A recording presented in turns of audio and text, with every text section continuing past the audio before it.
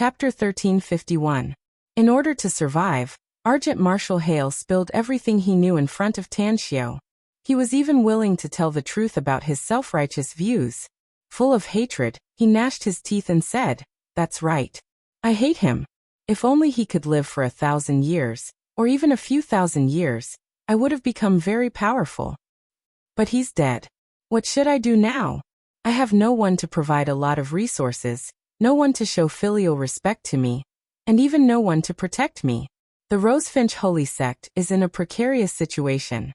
The Inner Pill Sect, the Everlasting Palace, and some other forces that hit it when it's down. Even I." Having said that, Argent Marshal Hale fiercely clenched his fists and loudly said, "Even I was seriously injured by the Inner Pill Sect's experts and almost died several times.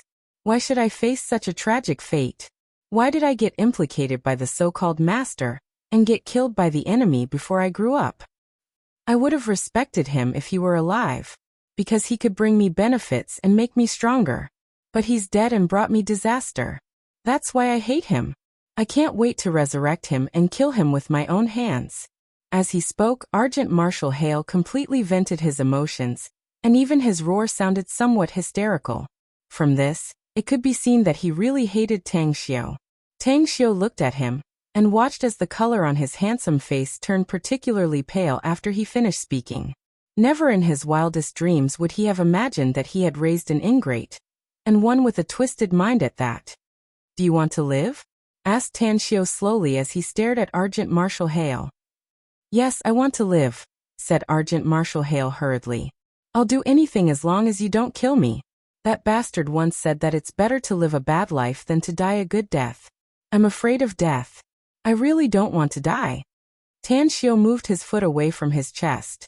As his facial muscles twitched, his appearance had changed to that of Star Cultivation Great Emperor. He still had the same handsome face, but there was a dissatisfied and lonely look on his face at the moment. He shook his head and bitterly said, "I never thought that I, Tan Xiao, would make such a mistake in accepting a disciple after struggling for so many years in the immortal world. The child I painstakingly raised is actually an ingrate who can't wait to eat my flesh." "What?" After Argent Marshal Hale got up from the ground, his complexion greatly changed when he saw Tan Xiao's appearance. Especially when he heard Tan Xiao's words, he took dozens of steps back as though he had seen a ghost. "You. Impossible." Argent Marshal Hale screamed. Tan Xiao's face turned cold as he coldly said, "Do you really think I'm dead? Do you really think that Great Emperor Danqing and Zither Demon Jiuyao will be the final winner? Ridiculous, really ridiculous." Argent Marshal Hale's immortal soul trembled violently, and his eyes were full of fear. As Tan Xiao spoke, he frantically ran away. However, not only did the soul-extinguishing array not allow him to escape, but he also suffered a counterattack from the array, and was forced to retreat in front of Tan Xiao. After he heavily slammed on the ground, more cracks appeared on his immortal soul. "Impossible. This is absolutely impossible. You're already dead. You failed to cross the divine tribulation, and your soul has already scattered. How can you still be alive?" "That's right, the flying guillotine. In the entire immortal world, only he and I know about the flying guillotine. Do you know anything about it? Using blood as a guide and soul as a medium to absorb the destiny of the 9 regions to create the flying guillotine." Tan Xiao said disdainfully. "You're right. You're the only one in the entire immortal world who knows about the flying guillotine secret art. This is something I created for you." Argent Marshal Hale was in despair. He almost crawled to Tan Xiao's feet and screamed, "I was wrong, Master. I thought your soul had scattered, so I had to speak ill of you in front of those enemies in order to survive. Spare me, I'm your favorite disciple, Master." Looking at Argent Marshal Hale's appearance, Tan Xiao secretly shook his head and forced a smile. "I, Tan Xiao, am known as the strongest Star Cultivation Great Emperor in the immortal world, and a dignified supremacy stage powerhouse. I never thought that I would accept such a coward as my disciple. You really made me lose face. Sirius is dead. Did you betray him? If my intel is correct, you secretly colluded with Venerable Whiteclaw under Great Emperor Danqing and attacked Sirius, causing him to be killed by Venerable Whiteclaw. Am I right?" "No, it's not true. Argent Marshal Hale hurriedly shouted. I didn't betray Senior Brother Sirius. Master, you can't listen to the slander of a villain. Do you think your senior brother Apotheon Mu is a villain? Tanshio sneered.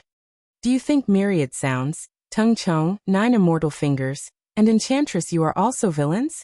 Let me tell you, they are now in the Misty Spring Ocean, and have become a part of my Great Tang Empire. I'm the Emperor of the Great Tang Empire, the Great Tang Heavenly Emperor. You are. Argent Marshal Hale's pupils shrunk. He finally understood who the Great Tang Heavenly Emperor, whose name shook the secret palace of drunken Immortal Supreme, was. He also finally understood who was the one who plotted against him in the floating snow city. It turned out that's it. I used to have dozens of disciples, but only Apotheon Mu and the other 4 are still alive now. Tanshio said lightly. They didn't disgrace my name, and will definitely follow me back to the peak in the future.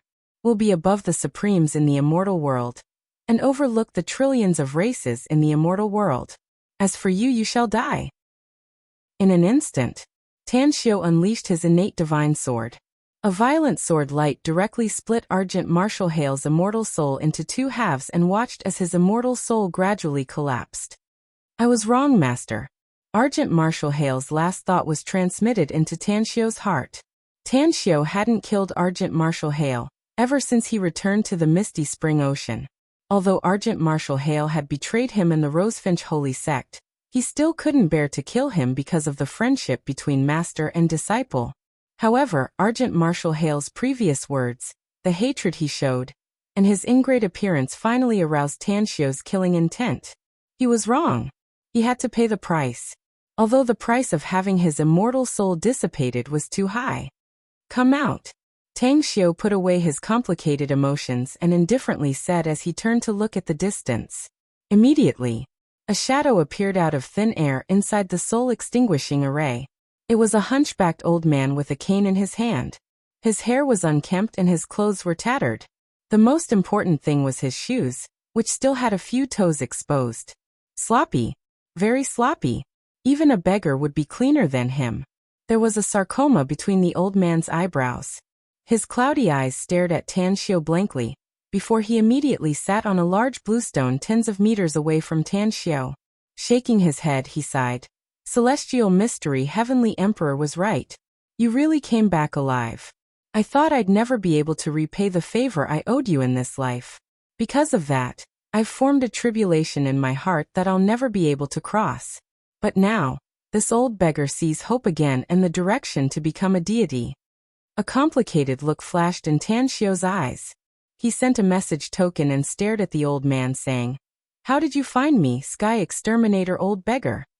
Sky Exterminator Old Beggar took out a worn-out white porcelain bowl from his chest pocket.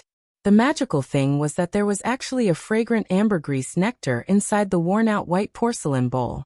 After gulping it down a few mouthfuls, he threw the white porcelain bowl to Tanshio and grunted. Drink it and I'll tell you. Tanshio didn't hesitate and directly drank 2 mouthfuls. He immediately felt a surge of immortal force explode in his lower abdomen. The billowing immortal force poured into his dantian space, causing a sesame-sized celestial body to instantly expand thousands of times. Speak. Tanshio threw the white porcelain bowl back to Sky Exterminator Old Beggar, and indifferently said. Sky Exterminator Old Beggar sighed. This old beggar was tracking Great Tang Heavenly Emperor, but I didn't expect you to be him. It's very strange. I can't sense your original aura, and even your immortal soul has changed. I wouldn't have been able to see your true identity if I hadn't spied on your conversation with that evil disciple of yours. What are you waiting for? Asked Tanshio calmly. I'm waiting for apotheosis, Bella. Sky Exterminator Old Beggar forced a smile. Why? Asked Tanshio with a frown. Sky Exterminator Old Beggar answered honestly. Only when apotheosis Bella arrives will I have no excuse to kill you. Because I don't want to be remembered by a supreme because of killing someone. Tanshio was silent for a long time. Then he slowly said, Go tell Heavenly Emperor Tianji to cut off one of his arms and I'll let bygones be bygones for bullying my disciple. I'll give you a piece of news to repay the favor you owe me. Henceforth, all the grievances between us will be written off. Sky Exterminator Old Beggar looked pleasantly surprised and asked in a deep voice, "Is this true?" "Yes," answered Tan Xiao. "Aren't you afraid that I'll publicize your identity?" asked Sky Exterminator Old Beggar. "You won't and you won't dare to," said Tan Xiao lightly. Sky Exterminator Old Beggar let out a bitter smile. He shook his head and sighed. "This old geezer has been roaming the world for nearly 20,000 years, and only you can make me feel helpless. Star cultivation brat, don't ever die again in the future. This old man will be very lonely if you die. Really, really lonely." Having said that, after that, he glanced at the direction of the misty spring ocean. Then his figure turned into a stream of light and flashed toward the distance. In just a few breaths, he had already appeared thousands of miles away. "Are you all right, Xiao?" Apotheosis Bella quickly rushed to Tan Xiao's side and fiercely glared at the direction where Sky Exterminator Old Beggar left. Then she asked with a concerned face, "I'm fine." Tan Xiao shook his head. "I've heard about the matter between you and Sky Exterminator Old Beggar," said Apotheosis Bella. "Did he make things difficult for you?" Tan Xiao shook his head and forced a smile. "He didn't make things difficult for me. But just in case, I sent you a message and told you to come here as soon as possible. I believe him, but trust in this world is too fake. I can't afford any uncertain factors. Because I'm still too weak. I firmly believe that you'll become stronger soon," said Apotheosis Bella seriously. "But Sky Exterminator Old Beggar knows your true identity, which is indeed an uncertain factor. Do you want me to hunt him down?" "Can you kill him?" asked Tan Xiao. "The chance is less than 1 in 10,000, said Apotheosis Bella with a forced smile. Chapter 1352. Time flew by, and the years passed by quickly. In the blink of an eye, more than half a year had passed since Tan Xiao cleaned up the mess. With the birth of Tan Xiao's younger brother, Tang Xing, the name of the great Tang Heavenly Emperor gradually spread throughout the immortal world. The most popular news was that the great Tang Heavenly Emperor had occupied the Immortal Lyceum and forced Apotheosis Bella to leave.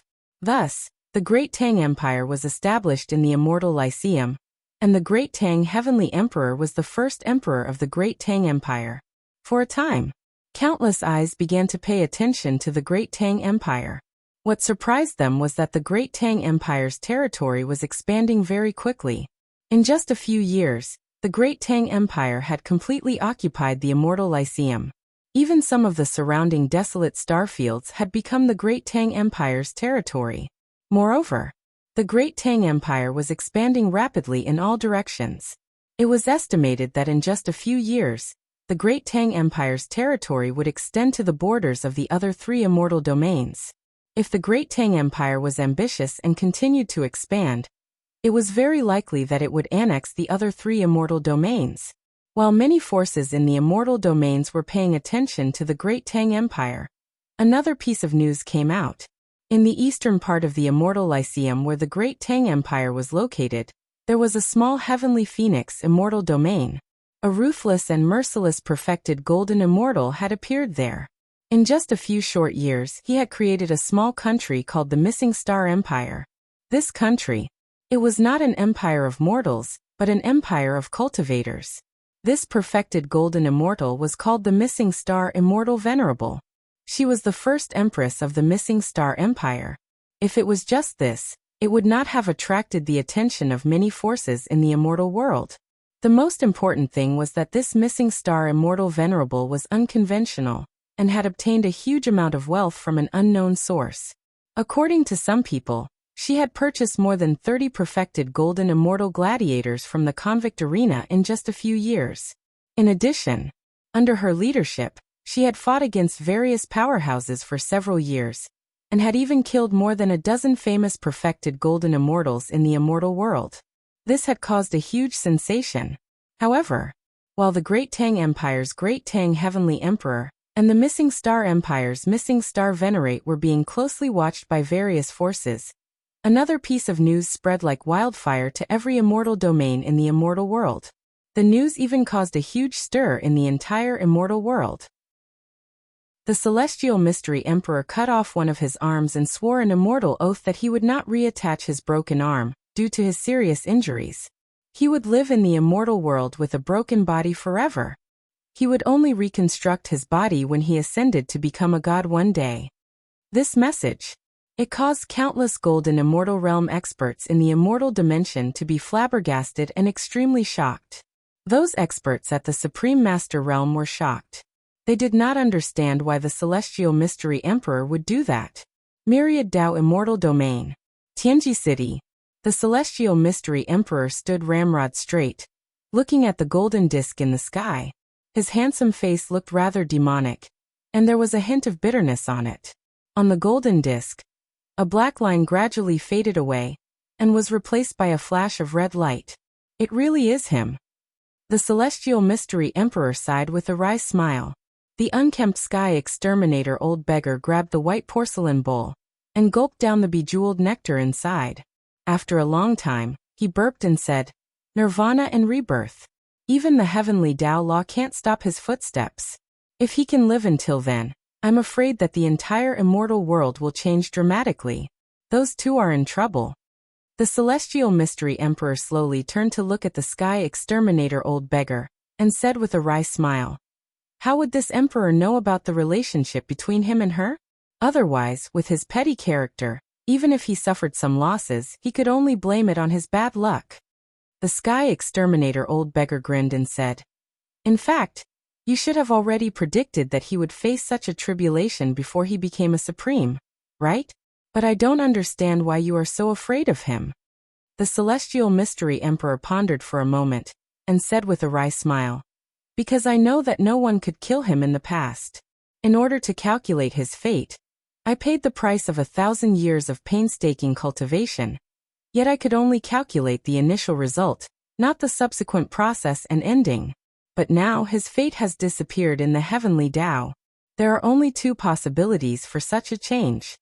The sky exterminator old beggar's expression shifted and asked, "Which two?" The Celestial Mystery Emperor slowly said, "The first one is that he really died and completely disappeared in the 6 paths of reincarnation. The second one is that the immortal world is no longer his cage, and he can ascend to the divine world and become a deity." The sky exterminator old beggar was surprised and asked, "Judging from the current situation, is it the second one?" "I don't know." The Celestial Mystery Emperor shook his head and said helplessly, "Every cause and effect has its own variables. My opportunity lies with him, so I have to do what he asked me to do. Otherwise, let alone the opportunity, it's hard to say whether I can keep my life or not." The sky exterminator old beggar burst into laughter and said, "So that's how it is. Celestial Mystery, it seems that your situation is the same as mine. That opportunity also lies with him. Since that's the case, let him continue doing what he should be doing. When the opportunity comes, we'll naturally be able to see him again." The Celestial Mystery Emperor nodded silently and said, "I have a feeling that it won't take long." Suddenly, the Celestial Mystery Emperor and Sky Exterminator old beggar's expressions shifted. They looked at the distant void and suddenly saw a stalwart figure crossing the endless immortal domain, and directly appearing in front of them. "What's the matter?" asked the Celestial Mystery Emperor with a cold face despite having guessed the other party's intention. The green-robed old Taoist with his hair combed into a bun smiled and asked, "Celestial Mystery Emperor, you're a dignified supreme being in the immortal world. There are only a handful of people in the entire immortal world who can force you to bow your head. This emperor wants to know who has such great ability to force you to cut off your own arm." "What does my business have to do with you?" replied the Celestial Mystery Emperor indifferently. The green-robed old Taoist slightly furrowed his brows. A cold light suddenly flashed in his eyes and he slowly said, "It's indeed none of my business. We've known each other for thousands of years. If anyone dares to threaten you, you can come to me for help. It's just a favor. You don't have to cut off your own arm and submit to others. I don't like to owe others favors. I appreciate your kindness, but I really don't need it," said the Celestial Mystery Emperor lightly. "If there's nothing else, please go back." The green-robed old Taoist's expression changed and anger flashed across his face. He then coldly snorted and said, "If that's the case, then I won't bother you anymore. Farewell." In the next few days, Dozens of supreme beings came. Some came in person, while some came in incarnations. Without exception, all of them felt that the Celestial Mystery Emperor's action of cutting off his own arm was inconceivable, so they came to inquire about the reason.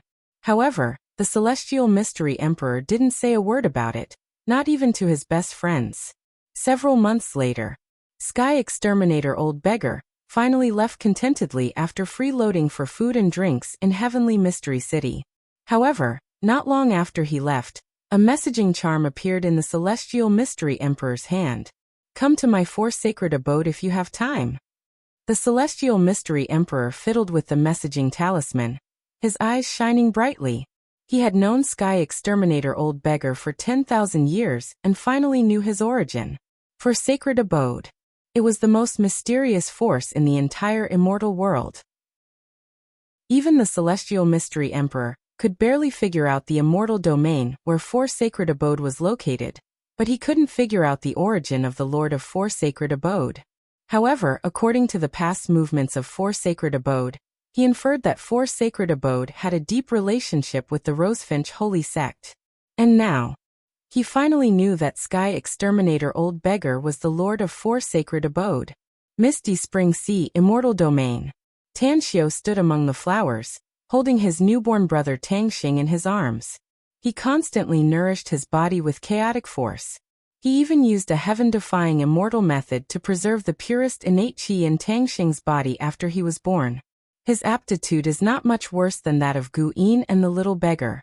I just need to wait for him to be a few years old, and then I can absorb the 5-colored Dragon Ball into his body, so that he can go further and faster on the road of cultivation. Not far away, Tang Yunda smiled bitterly and shook his head while looking at his 2 sons. Then he said helplessly, "That stinky brat Tangxing has been clinging to Xiu ever since he was born. He doesn't even want me to hug him. It's really infuriating." Su Lingyun couldn't help but smile and said, "Are you jealous of your son?" Tang Yunda blushed and said with dissatisfaction, "How am I jealous? Jealousy is the innate talent of women. I'm a dignified man, the retired emperor of the great Tang Empire. How can I be jealous of such a trivial matter? What a joke. Alright, I still have something to do, so I'll leave first. Don't disturb me if there's nothing important. Be careful." Su Lingyun smiled as she looked at her husband's back, which seemed to be escaping, and called out with concern. Half a day later, Tanxiu returned his younger brother, Tanxiu, to his mother, Su Lingyun, and said, "Mom, let him follow me to cultivate when he's 2 years old. I have a lot of things to deal with in the Great Tang Empire in the past 2 years, but the Great Tang Empire will be completely stabilized after 2 years. At that time, I'm going to go into seclusion to cultivate and break through to a higher realm. With him by my side, I can make it easier for him to step on the road of cultivation, and let him face his cultivation life with the best attitude." Su Lingyun hesitated and asked, "Isn't it too early to let him start cultivating at the age of 2? Tanxiu shook his head and said, "What I mean is to let him lay a solid foundation at the age of 2. He must also cultivate in these 2 years, but it's just that he'll be training his body." "Ah." Su Lingyun looked puzzled. Tanxiu said with a smile, "Mom, there's a saying that you should have heard before. Many people describe others who cultivate fast by saying that they started cultivating in their mother's womb. In fact, before Tangxing was born, I personally concocted a medicine for you to change his aptitude before he was born. He'll be born with an aptitude that many cultivators can't compare with." Chapter 1353. Tangxiu was right. In the immortal world, there were many disciples of major sects and sections. Due to the abundance of resources, many children of important figures in the immortal world received various elixirs and medicines before they were even born. Some children with extremely high bloodlines were already comparable to Golden Core Stage and Nascent Soul Stage experts the moment they were born. There were even some who had powerful bloodlines from prehistoric beasts and ancient immortal beasts that were born with strength comparable to ordinary immortals. Let the children win at the starting line. These words were once familiar to people on Earth, but they were now famous sayings. Su Lingyun knew that her son was amazing, so she was willing to let Tanxiu make the decisions regarding cultivation. "Master, With a smile, Gu Yan'er floated over from afar. Tan Xiu handed his younger brother, Tang Xing, to his mother and smilingly said, "Have you finished your seclusion?" "I just finished." Gu Yan'er nodded with a smile. "How long will it take for you to break through to the perfected golden immortal stage?" asked Tan Xiu. "The time is too short. I can't break through to the perfected golden immortal stage for the time being." Gu Yan'er shook her head. "But it won't be a problem within 100 years. Let's go." Tan Xiu slightly smiled. "I have something to do with you." Shortly after, the duo appeared on an isolated island in the misty spring ocean. Just as Gu Yan'er looked confused, four figures appeared from the mist. "Your Majesty." The leader, Jin Shi, respectfully handed over an interspatial ring. Tan Xiu took the ring and scanned its interior with his spiritual sense. He then nodded with satisfaction and asked, "How's the development of the intelligence department?" "Our intelligence personnel are everywhere in the entire Immortal Lyceum domain," said Jin Shi. "Our intelligence network has been spread out in the Sanluo Immortal domain in the southeast, Obsidian Immortal domain in the west, and Aquamarine Immortal domain in the north. It's estimated that the intelligence network in these three immortal domains will be completed within 3 years. However, in order to purchase magical stones and crystals, as well as the cost of intelligence, I've used up all the crystals and marrow crystals that you gave me." Tan Xiu thought for a moment and said, "Give me 2 months, then I'll give you enough immortal crystals and crystal essences for your shadow division to use for 100 years. "Yes." Jin Shi nodded and suddenly asked, "Your Majesty, we've noticed a situation. An old man with unfathomable cultivation base has been coming to our Immortal Lyceum since a dozen days ago. He's been asking about you everywhere. According to my calculations, he should be arriving at the misty spring ocean soon." Tan Xiu asked, "Who are they?" "Old Sycamore," said Jin Shi. Tan Xiu raised his brows and murmured, "I didn't expect that he would come looking for me." "Fine, since you're here, stay and work for me. Investigate his whereabouts immediately and send me a message as soon as possible. Also, if you find any traces of him, immediately inform him that I'm here." "Yes," Jin Shi replied. He immediately walked to the side and sent out dozens of message sigils in a row. It didn't take long before a message sigil penetrated the misty ocean and lit up in front of everyone. When Jin Shi handed the message sigil to Tan Xiu narrowed his eyes slightly. Celestial Boundary City. Old Sycamore was sitting in the largest restaurant in the city, his eyes sweeping through the streets outside the window. On the street not far from him, a group of soldiers of the Great Tang Empire in battle robes was besieging 2 black-robed men. The 2 black-robed men had very strong cultivation and had already reached the crossing tribulation stage. The soldiers of the Great Tang Empire besieging them were only at the Great Ascension stage, except for the captain who was at the Celestial Immortal stage. The Great Tang Empire has gone too far. A hazy figure appeared out of thin air. It was a white-haired woman with killing intent in her eyes. She angrily shouted, "If you continue to pester us, then don't blame us for being ruthless and killing all of you here." The Celestial Immortal captain held a spear and looked at the white-haired woman, as if he was facing a great enemy. He said in a deep voice, "It's you who didn't abide by the laws of the Great Tang Empire and openly killed others in the city. Also, if you can explain your identity and the grudges you have with the people you killed, you can still get a chance to be absolved. But you were too arrogant and ignored us, so we can only capture you and hand you over to the Ministry of Justice for punishment." The white-haired woman shouted angrily. This place used to belong to the Immortal Lyceum and was the territory of Apotheosis Bella. You occupied this place and even made laws here. Why should we submit to you? The Celestial Immortal captain said coldly, "His Majesty of the Great Tang Empire once said that the immortal world is a world where the strong are respected. Our Great Tang Empire has a strong army and is powerful, so we can naturally make laws. Those who obey us will prosper, and those who oppose us will perish. If you don't want to abide by the laws of the Great Tang Empire, you can leave this place. But since you have violated our laws here, you must be punished." The white-haired woman said coldly, "With just you." In the tea house, Old Sycamore agreed with the words of the great Tang Empire's celestial immortal captain. The immortal world is indeed a world where the strong are respected. As long as one has absolute strength, they can make laws. In particular, the phrase, "Those who obey me will prosper, and those who oppose me will perish," struck a chord in his heart. It's a pity that this heavenly mirror city is just a small city of the Immortal Lyceum, and the immortal stationed here is only a golden immortal. That white-haired woman is a late-stage golden immortal, so I'm afraid it will be too difficult to subdue her.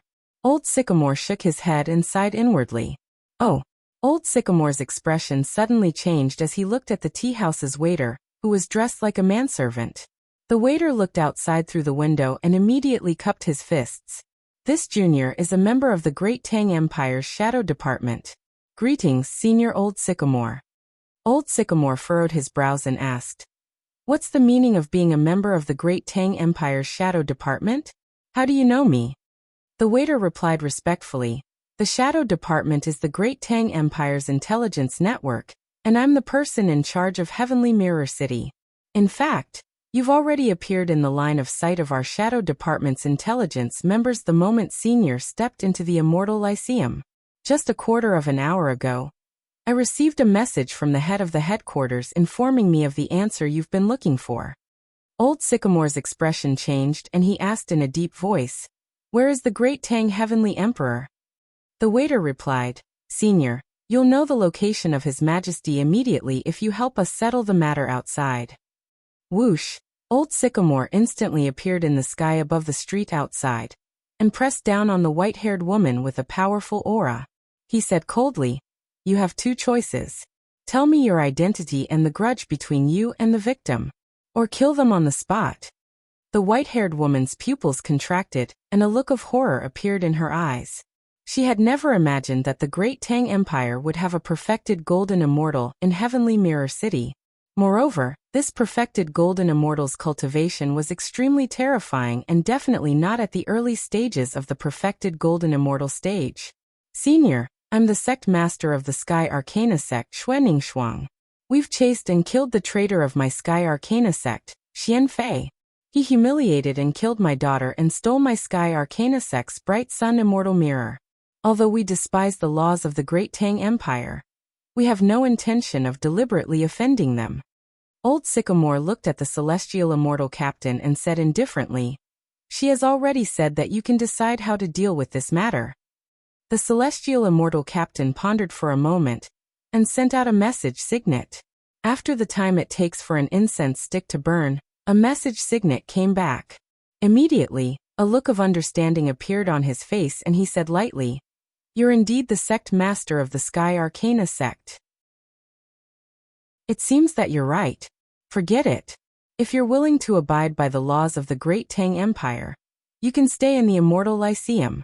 If you're not satisfied, you can leave." Xuanningshuang pondered for a moment and said slowly, "Actually, the laws of the Great Tang Empire are quite good. They have a very good deterrent effect on those evil people. As long as your Great Tang Empire doesn't make things difficult for the Sky Arcana sect, we're naturally willing to stay." After she finished speaking, she looked at Old Sycamore and asked respectfully, "May I ask who you are, Senior?" Old Sycamore said lightly, "You don't need to know who I am. You just need to act according to the laws of the Great Tang Empire. You can leave now." "Yes." Xuanningshuang smiled bitterly inwardly. She cupped her fists and left with the two disciples. Whoosh! The tea-house waiter shot a jade slip at Old Sycamore, and his figure immediately disappeared into thin air. A moment later, Old Sycamore looked at the tea-house and slightly furrowed his brows. This was because he discovered that the waiter was nowhere to be seen. Interesting. Old Sycamore instantly released his spiritual sense and covered a radius of 5,000 kilometers in the blink of an eye. However, the smile on his face froze when he saw that the member of the Great Tang Empire's Shadow Division, who hadn't even reached the immortal realm, had disappeared without a trace in just a short period of time. What's going on? It's impossible for him to leave so quickly. Could there be a concealment array in Skyrealm City? A concealment array that even I can't detect? No, it doesn't seem like a concealment array. It should be a teleportation array? Old Sycamore was startled and immediately became vigilant. A few days later, when Old Sycamore arrived at the deserted island in the misty spring ocean according to the location recorded in the jade slip given to him by the teahouse waiter, he saw Tan Xiu and Gu Yan sitting cross-legged in front of a tea table, quietly sipping tea. "It's been a long time, Old Sycamore. You're still as elegant as ever." Tan Xiu slowly raised his head and smiled at Old Sycamore. Old Sycamore looked at Tan Xiu with a complicated expression and said in a deep voice, "I need an explanation." Tan Xiu lightly patted the table, and a cup of fragrant tea flew up and floated in front of Old Sycamore. Tan Xiu smiled and said, "This cup of tea is to thank you for helping the great Tang Empire's soldiers in Skyrealm City. Please have some tea." Old Sycamore was silent for a moment, but he still picked up the cup of tea and drank it in one gulp. Then he said, "Can you tell me now?" The smile on Tan Xiu's face gradually faded, and he said with a bitter smile, "Is an explanation really that important? He's already dead, and you have your own life to live. Why are you still pestering him?" Chapter 1354. Old Sycamore took a deep breath and said with a straight face, "Some people can be remembered for a lifetime even if you only see them once. Some things have already happened, and there's no way to cut off the karma. He's dead, but I haven't repaid the debt I owe him. Tell me, who are you?" Tan Xiu put away the tea table and tea set, slowly got up and said, "Since you want to pursue the answer, then stay by my side and work for me. You'll know it in the future." "Ha ha ha." Old Sycamore burst into laughter. "You want me to work for you? Are you kidding me? There's only one person in the entire immortal world who can make me work for him. Unfortunately, he has already perished." "Since you think his soul has already perished, why bother entangling with me?" Tan Xiu asked back. Old Sycamore was rendered speechless. Suddenly, Tan Xiu's expression changed. He noticed a figure flashing lightning fast and a bitter smile appeared on his handsome face. "Why are you here?" asked Tan Xiu helplessly. Apotheosis Bella glanced at Old Sycamore, and then revealed a strange expression. She said, "I sensed the aura of a powerhouse passing by us and then came here. But I didn't expect that Old Sycamore would come to find you. You know each other?" Old Sycamore's eyes flickered and he saluted. "Apotheosis Bella." "No, it should be Apotheosis Bella. Have you recovered from your injuries?" Apotheosis Bella nodded. "I got the holy dragon fruit, so I've fully recovered. On the other hand, your injuries healed faster than I expected. I found an interesting person, so I spent a lot of effort to recover, and then came here." Old Sycamore forced a smile. "That's not right. I heard that you were forced to leave by Great Tang Heavenly Emperor. How come?" Tan Xiu interrupted him and looked at Apotheosis Bella. "Do you know Old Sycamore, Bella? We've known each other for hundreds of years," said Apotheosis Bella. "In the last 600 to 700 years, we've joined hands to fight the experts of the Inner Pill sect and the Everlasting Palace more than a dozen times. Last time, we were besieged by the experts of the Inner Pill sect, the Everlasting Palace, and the Myriad Sword sect. If it wasn't for Old Sycamore bringing up the rear for me, I'm afraid I wouldn't have been able to escape back to the Immortal Court." Tan Xiu sighed in his heart and said slowly, "You know that he has a relationship with the Rosefinch Holy Sect?" "I don't know." Apotheosis Bella shook her head. "However, the forces and individuals who have enmity with the Inner Pill sect and the Everlasting Palace are all considered friends." Tan Xiu turned to look at Old Sycamore and said with a wry smile, "You did this to repay a debt of gratitude? To repay the kindness of those 10 immortal crystals? To repay him for continuously sending you cultivation resources and helping you break through?" Old Sycamore resolutely said, "That's right. If it weren't for Star Cultivation Great Emperor, I wouldn't be where I am today. My brother is dead, but I am still alive. My brother can't continue to repay his kindness, but I can do it for my brother. Why bother?" Tan Xiu forced a smile and said, "Fine, I'll give you a satisfactory answer for what you've done for the past hundreds of years. You didn't want to go with me back then, but that was your choice. Your brother kept sending you all kinds of cultivation resources, and constantly helped you break through again and again under my instruction. But I never expected that he would commit a crime just because of my desire, and eventually die tragically in the hands of the sect disciple I slaughtered. What did you say? Old Sycamore's eyes were filled with horror. He took a few steps back and looked at Tan Xiao in disbelief as he hurriedly cried out, Your star cultivation, great emperor? Tan Xiao nodded and sighed. You didn't expect that I'd still be alive, did you? I originally thought that I was dead, but I didn't expect that I would still retain a wisp of my soul, and eventually come back to life. Old Sycamore, only 2 people in the whole world know what cultivation art you're practicing. One is your brother, and the other is me. This is because the Divine Wood Heavenly Seal art is a cultivation art I created. Upon hearing this, Old Sycamore looked at Tan Xiao with a completely different expression. It was now filled with respect and excitement. His aged body instantly straightened up, and he knelt in front of Tan Xiao on one knee and said respectfully, Old Sycamore greets Star Cultivation Great Emperor. I'll never forget your kindness in teaching me. I'm willing to follow you and obey your orders. Tan Xiao said, You're very good, Old Sycamore. You 2 brothers are also very good. Since you've decided, then stay here. I'm in need of manpower now, so I hope you can treat the Great Tang Empire as your true belonging in your home. Home. Old Sycamore was stunned. He hadn't heard of this word for a long time.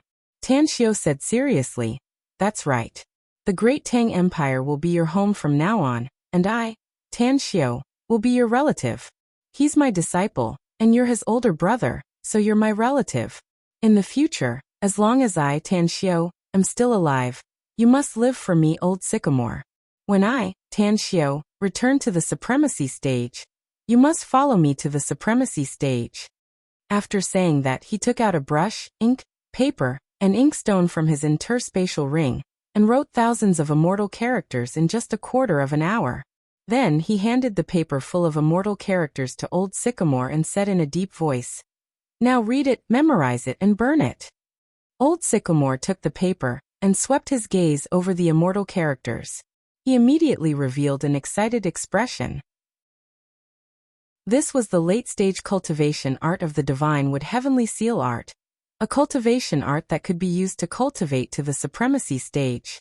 In the past, he thought that he would forever be trapped in the late stage of the perfected golden immortal stage, because he didn't know how to break through to the supremacy stage. Even if he was enlightened, he wouldn't know how to continue cultivating. But now, he didn't need to worry anymore because he had the late-stage cultivation art of the Divine Wood Heavenly Seal art. He could even cultivate to the supremacy stage now. Old Sycamore read the thousands of immortal characters over and over again, memorizing every single one of them by heart. Then he immediately burned them with Samadhi true fire and respectfully said, Many thanks, Star Cultivation Great Emperor. Tan Xiao shook his head and said, The previous Star Cultivation Great Emperor is already dead, and I'm now the Great Tang Heavenly Emperor. Also, my identity must not be leaked because the current Great Tang Empire is still too weak. When I recover to the supremacy stage in the future, the Great Tang Empire will also become incomparably powerful. At that time, we will wage war against the Inner Pill sect and the Everlasting Palace, and that will be the day Star Cultivation Great Emperor resurrects. Old Sycamore immediately understood the reason why Tan Xiao hid his identity. He nodded and said, I will cultivate as fast as I can and break through to the supremacy stage as soon as possible. Tan Xiao nodded and said, Stay in the misty spring ocean and cultivate before your cultivation breaks through to the supremacy stage. Also, I'm looking forward to the day you break through to the supremacy stage, because I have an important task for you to do at that time. All right. Old Sycamore nodded solemnly. The Great Tang Empire took root in the Immortal Lyceum and developed. As time passed, it became more and more powerful. In just a short 10 years, the Immortal Lyceum was completely impregnable. In the following 78 years, many powerhouses emerged in the Great Tang Empire, especially the Golden Immortal Stage, which exceeded 30,000 people. In addition, nearly half of the territories of the Ether Immortal Domain in the southeast, the Obsidian Immortal Domain in the west, and the Jadeite Immortal Domain in the north had been occupied by the Great Tang Empire. A large number of powerhouses in these 3 immortal domains had defected to the Great Tang Empire, and the remaining ones were still stubbornly resisting. But according to the trend of the Great Tang Empire's development, they wouldn't be able to resist for long. 88 years. The Great Tang Empire's first assembly of immortals was held in the Mist Source Island, the headquarters of the Great Tang Empire. 34,650 golden immortals and perfected golden immortals participated in this assembly. In addition, there were also some high-level members of the Great Tang Empire. Although they hadn't reached the golden immortal stage yet, they had all passed their immortal tribulations and became immortals. The total number of people was finally fixed at 35,800. The Majestic and Majestic Palace was a 9th-grade defensive immortal artifact. It was also the highest-grade defensive immortal artifact in the immortal world so far. It occupied an area of a few hundred square kilometers and was surrounded by 7 colored radiants. The Nine Dragons Throne. It was a 9th-grade offensive immortal artifact and was once the throne of Apotheosis Immortal Bella. It was moved from the Immortal Lyceum's palace to this place and became Tan Xiu's personal throne. Tan Xiu sat boldly on the Nine Dragons Throne. His sharp eyes slowly swept across the 35,799 immortals in the hall and said in a clear voice, "This is the first time our Great Tang Empire is holding an assembly of immortals. It also indicates that our Great Tang Empire has thoroughly laid its foundation from today onward. The prestige of my Great Tang Heavenly Emperor and the Great Tang Empire shall be known throughout the immortal world and all the immortals." Great Tang Heavenly Emperor. The 35,799 powerhouses of the Great Tang Empire all knelt on one knee, clenched their right fists on their left chest, and roared 9 times. Tan Xiu stood up and nodded with satisfaction. "Please rise, everyone." As everyone stood up again, Tan Xiu asked in a deep voice, "Where's Tang Along?" "This disciple is here." Tang Along, who still looked like he was in his 20s, looked much more handsome and refined than before. However, the aura circulating around his body was the immortal qi that only an immortal could possess. Tan Xiu nodded slowly and said in a deep voice, "Soldiers are trained for 1,000 days to be used in a single day. You've cultivated to the immortal stage in less than 100 years, which is already very good. Therefore, you're the commander of the Great Tang Empire's troops and resources from today onward. You must completely occupy the Eternal Immortal Domain in the southeast, the Obsidian Immortal Domain in the west, and the Aquamarine Immortal Domain in the north within 10 years. I want to see the Great Tang Empire's flag planted in every corner of the 4 major immortal domains within 10 years. Tang Along looked excited and replied in a deep voice, "This disciple understands."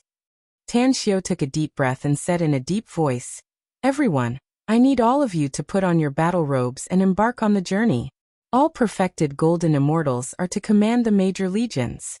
Those who obey me will prosper, while those who oppose me will perish. My Great Tang Empire will use the blood of our enemies to declare to the entire immortal world that our enemies must die." Chapter 1355. Under Tan Xiu's command, a total of 400 spatial teleportation arrays in the immortal domain under the Great Tang Empire's control began operating. Millions of soldiers of the Great Tang Empire were teleported to various territories and prepared for battle. Obsidian Immortal Domain. Sky-bearing city. The towering and majestic palace was resplendent in gold and jade, exuding a majestic aura. A 10,000-meter-long blade pierced through the clouds and stood at the peak of the palace. Within the palace, the ruler of the Obsidian Immortal Domain, the Obsidian Immortal Father, was sitting cross-legged as he cultivated. 4 perfected golden immortal stage experts were sitting cross-legged around him, sending streams of immortal energy into his body. Whoosh! A message talisman was sent into the palace and was caught by one of the perfected golden immortals. After reading the message, his expression changed drastically. He stopped injecting immortal energy and said in a deep voice, "Immortal Father, something has happened." Obsidian Immortal Father opened his eyes, and a sharp gaze flashed across his eyes. He raised his arm gently and floated up, asking in a deep voice, "What happened?" The perfected golden immortal said, "There's news from distant Rain City in the east. 3 million immortal soldiers of the Great Tang Empire have arrived at the city. All the territories to the east of distant Rain City have fallen into the hands of the Great Tang Empire. According to City Lord Berserker's calculations, the 3 million immortal soldiers of the Great Tang Empire don't have any plans to attack the city, but they seem to be waiting for some big shot. Once they start attacking, distant Rain City will be breached within half a day, and all of our people will be slaughtered. Obsidian Immortal Father revealed an angry expression and said in a deep voice, "The Great Tang Empire has gone too far. They have occupied the Immortal Lyceum Immortal domain for the past 100 years, but they still refuse to give up and keep invading our Obsidian Immortal domain. They are truly ambitious and should be punished." Report. A hurried voice came from outside the palace. Obsidian Immortal Father frowned slightly and appeared outside the palace with the 4 perfected golden immortals. He looked at the black-robed burly man and asked sternly, "What's the matter now?" The burly man said, "Immortal Father, I just received news that the Great Tang Empire has sent a total of 8 million immortal soldiers to attack our Obsidian Immortal domain, Ether Immortal domain, and Jadeite Immortal domain at the same time. There are 2 million soldiers each attacking Ether Immortal domain and Jadeite Immortal domain. There are 3 million soldiers attacking Ether Immortal domain and Jadeite Immortal domain respectively. Distant Rain City was breached in just 30 minutes, and City Lord Zhang Kuang was heavily wounded. He was rescued by his subordinates before the enemy arrived, and they are rushing towards Sky-bearing City now. Immortal Father Berserker Empire. Berserker Immortal of Immortals. The expression of the perfected Golden Immortal, who had received the communication talisman, turned extremely unsightly. He said in a deep voice, "Immortal Wang, there are definitely powerful perfected Golden Immortals among the 3 million immortal soldiers of the Great Tang Empire attacking distant Rain City. Imuf Obsidian Imuf. But, Obof Emperor of Obsidian Mountain, of Immortal of Obsidian, inform all immortals of Obsidian Immortal domain that those who are willing to work for me, Obsidian Immortal Father, are to head to Obsidian Mountain immediately. We will fight to our heart's content with the army of Great Tang Empire there." That perfected Golden Immortal's expression changed. He said hurriedly, "Immortal Father, your injuries have not healed yet. If the enemy has a supremacy, I'm afraid." Obsidian Immortal Father snorted. "If the Great Tang Empire has a supremacy, then there is no need for us to fight them. We can just admit defeat and hand over Obsidian Immortal domain to them. But if the Great Tang Empire doesn't have a supremacy, then they can just leave those 3 million immortal soldiers in my Obsidian Immortal domain." 2 days later, Obsidian Immortal domain, Obsidian Mountain. Obsidian Mountain stretched for millions of miles. There were no plants, and even the number of living creatures was pitiful. However, on the west side of Obsidian Mountain, hundreds of thousands of immortals were walking around. Some were in groups of 3 to 5, while others were in groups of hundreds. Everyone's gazes fell on Obsidian Immortal Father, who was sitting cross-legged on the highest stone slope. Boom! A ball of flame rose to the sky from hundreds of thousands of miles away and exploded into a huge ball of fire.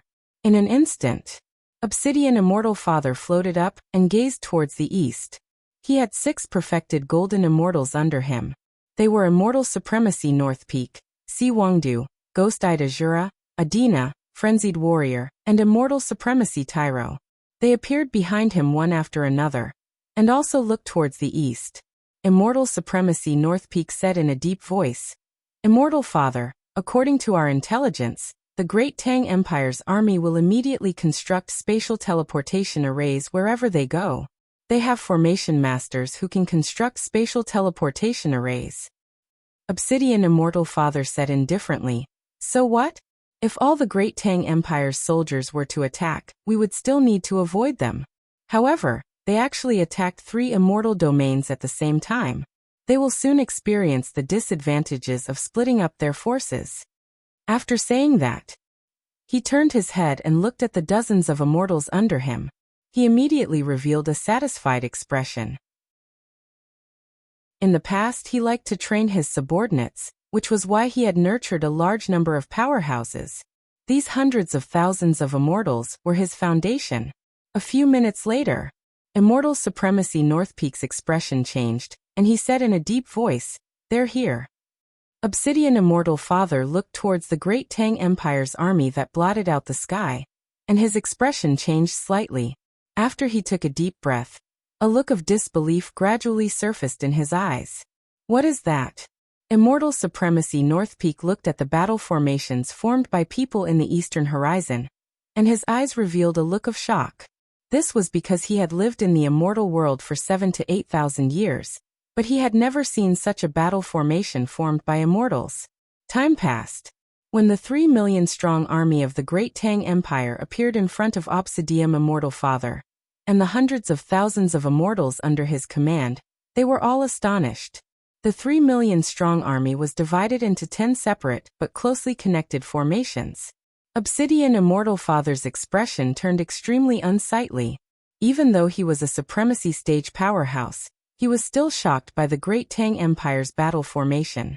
This was a battle formation of immortals that was formed according to the army formation of Immortal Empire. Even though they were dozens of kilometers away from him, the oppressive aura that was mixed with the faint smell of blood made his scalp go numb. How are these immortals? They're simply killing machines. Immortal Supremacy North Peak's face turned slightly pale as he murmured. His words caused the other 5 perfected golden immortals around him to reveal nervous expressions. Their gazes finally stopped at the center of the Great Tang Empire's army, where there was a war chariot pulled by 9 flood dragons. They could clearly see the young man wearing a dragon-patterned battle robe on the war chariot. Beside the young man was a middle-aged man with a straight back and a cold expression. He held a flag in his hand and looked straight at them. Huff! A strange sound came from the flag in the middle-aged man's hand. When the Great Tang Empire's soldiers saw the direction of the flag, they immediately stopped in unison. Tan Xiu had personally led the army this time, and he sneered when he saw the familiar face of Obsidian Immortal Father. He had interacted with Obsidian Immortal Father many times in the past. Even though they weren't friends, they weren't enemies either. However, the Obsidian Immortal Father still owed him a favor that he had yet to repay. Obsidian Immortal Father was shocked by the Great Tang Empire's army before him. He took a deep breath and calmed himself down. After flying a few kilometers, he looked straight at Tan Xiu and said in a deep voice, "Are you the commander of the Great Tang Empire's expedition against my Obsidian Immortal domain?" Tan Xiu floated up and stood on the city wall. He said loudly, "Not only am I the commander of the Great Tang Empire, but I'm also its emperor, the Great Tang Heavenly Emperor. Obsidian Immortal Father, I've heard of your great name before. Now that I've met you, you're indeed extraordinary." Obsidian Immortal Father was shocked and said loudly, "So you're the Great Tang Heavenly Emperor, the peerless genius who once shone brilliantly in the secret palace of the drunken Immortal Supreme. However, don't you know that I'm a powerhouse at the supremacy stage?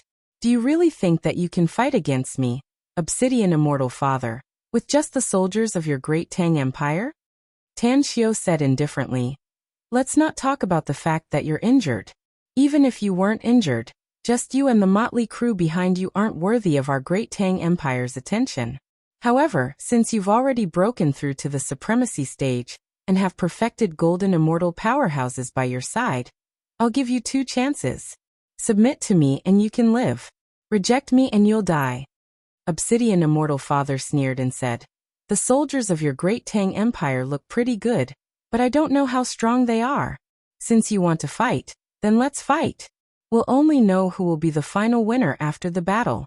I hope that you have powerhouses by your side to protect you. Otherwise, don't blame me for chopping off your head and shattering your soul." Tan Xiu turned his head and nodded at Chen Xiaohua, who was holding a flag. Chen Xiaohua immediately gave the order to attack through the flag. Immediately, the 2 formations of 300,000 soldiers at the very front took out their defensive immortal artifacts. In just a short moment, they had formed an absolute defense system. Immediately after, the other 4 formations of 300,000 soldiers each took out their immortal artifact crossbow bolts. Each of the bolts was tied with an explosive bomb. Under the command of the flag, they shot at the immortals of the Obsidian Immortal domain at the same time. The shadows of the arrows that blotted out the sky shot over like a tidal wave. Obsidian Immortal Father's expression changed. After he took out a defensive immortal artifact, The immortal shield instantly expanded and tried to block all the incoming sword shadows. However, the moment the sword shadows at the very front collided with the immortal shield, the explosive bombs on the crossbow bolts exploded. Boom, boom, boom. The violent explosion shattered the immortal shield into pieces in the blink of an eye. At the same time, the countless arrow shadows cleansed the world, causing it to fall into chaos. Silent Night was working hard to wrap up the immortal world, but she discovered that it was even more difficult than the beginning. Hence, the update speed has slowed down a little. Please understand. While waiting for the update, you can check out the Immortal World's news and pictures that Silent Night has meticulously prepared for you. Silent Night's official WeChat account is JYGS00, or you can search for Silent Night's thoughts on WeChat. Chapter 1356. Obsidian Immortal Father's face was ashen. The immortal shield he summoned exploded, and the recoil caused his blood to boil. He tried his best to block the crossbow bolts, but he was only able to block half of them. The explosion of the lightning bolts caused him to spit out a mouthful of blood, and he was instantly sent flying for dozens of kilometers. Fortunately, he had the help of 6 perfected golden immortals, so he was able to block all the crossbow bolts and lightning bolts. Again? Obsidian Immortal Father and the 6 perfected golden immortals were horrified. They had never imagined that the great Tang Empire's wealth would be this terrifying. This war was simply burning through money. The crossbow bolts and lightning bolts were immortal-grade items. Based on their experience, each crossbow bolt was worth no less than an immortal crystal. 1 wave was 2 million bolts, and 2 waves were 4 million bolts. This was simply throwing money at their enemies. Obsidian Immortal Father roared. Everyone, retreat immediately. You must block these crossbow bolts. I want to see just how many immortal crystals the great Tang Empire has for them to throw around. Whoosh, whoosh, whoosh. As his voice fell, the 3rd wave of crossbow bolts followed closely behind, blotting out the sky. Obsidian Immortal Father felt extremely sullen. He was a mighty supremacy stage powerhouse who had fought countless battles, but he had never encountered such a terrifying mass attack. He had once fought tens of thousands of people alone, and that was the highest number of enemies he had ever faced. Moreover, with his strength, he wouldn't be injured even if the crossbow bolts blotted out the sky. However, the lightning bolts on the crossbow bolts posed quite a threat to him. After a total of 10 waves of crossbow bolts, the immortals under Obsidian Immortal Father had already suffered some casualties, and the entire camp was in chaos. Kill! A loud roar came from the great Tang Empire's army. Immediately, 10 armies lined up neatly and charged towards Obsidian Immortal Father and his subordinates. It was like a blade cutting through wheat. Immortal weapons exploded, and blood sprayed everywhere. In just the time it took for an incense stick to burn, Obsidian Immortal Father's subordinates had suffered huge losses. However, Obsidian Immortal Father and his 6 perfected golden immortal subordinates couldn't even take care of themselves. Sable Fiend Scorpio, Celestial Stone Golems, Fire Demon Lion, Golden-Eyed Great Pung, Lupus Monstrous Wolf, and Nether Sea Whale King, 6 perfected golden immortals besieged Obsidian Immortal Father. Although the Obsidian Immortal Father was a supreme being expert, he was injured, and his battle prowess was greatly reduced. Therefore, while Sable Fiend Scorpio and the other 6 perfected golden immortals couldn't inflict heavy damage on Obsidian Immortal Father, Obsidian Immortal Father also couldn't kill them in a short time. As for Obsidian Immortal Father's 6 subordinates, they were surrounded and attacked by 10 perfected golden immortal monster immortals, and 3,000 golden immortal realm experts. In just a short while, the 6 perfected golden immortals had suffered considerable injuries. As for Obsidian Immortal Father's hundreds of thousands of subordinates, they were surrounded and attacked by several tens of thousands of golden immortals led by 3 perfected golden immortals, and 2 to 3 million immortal soldiers. Buzz, a hazy silhouette appeared beside Tan Xiu out of thin air, and an enormous aura surged towards the battlefield. The expression of Obsidian Immortal Father, who was surrounded and attacked by the 6 perfected golden immortals, changed drastically. He had already gained the upper hand, and he was confident that he could kill these 6 perfected golden immortals if he was given more time. However, that aura, Obsidian Immortal Father's face was filled with grievance as he roared. Great Tang Heavenly Emperor, you win. I admit defeat and order your Great Tang Empire's army to retreat. Don't kill my subordinates anymore. Tan Xiu smiled faintly and nodded at Chen Xiaohua. Immediately, the strange voice resounded again, and the Great Tang Empire's soldiers surrounding Obsidian Immortal Father's subordinates all stopped and retreated in an orderly manner. Fortunately, the perfected Golden Immortal Berserker was almost killed by the two Great Tang Empire's perfected Golden Immortals. Seeing that the powerful enemies had retreated, he heaved a sigh of relief with a bitter expression on his face. Tan Xiu watched as Obsidian Immortal Father and his 6 perfected Golden Immortal subordinates gathered together. Then he smiled faintly and said, "Those who submit to me will prosper, while those who oppose me will perish. Obsidian Immortal Father, we've already investigated your background thoroughly before the battle started. Therefore, even if you had twice as many perfected Golden Immortal subordinates as your subordinates, and even if you weren't injured, you would still be the loser of this battle. In my hometown, there's a saying that goes, 'Know thyself and know thy enemy, and you will emerge victorious in every battle.' Your defeat isn't unjust." A complicated look flashed across Obsidian Immortal Father's eyes. Through the brief battle just now, he had clearly realized that Tan Xiu was right. The number of enemy powerhouses was simply too many. Just the number of perfected Golden Immortals that had already attacked numbered nearly 20, and the number of Golden Immortals numbered in the tens of thousands. Such a force was already enough to deal a heavy blow to them. In addition, there was still one more Supreme who hadn't attacked yet. Obsidian Immortal Father looked at the old man beside Tan Xiu and said in a deep voice, "Who exactly are you? I'm well aware of the number of Supremes in the immortal world. I know most of the Supremes in the immortal world. As for you, this is the first time I've seen you."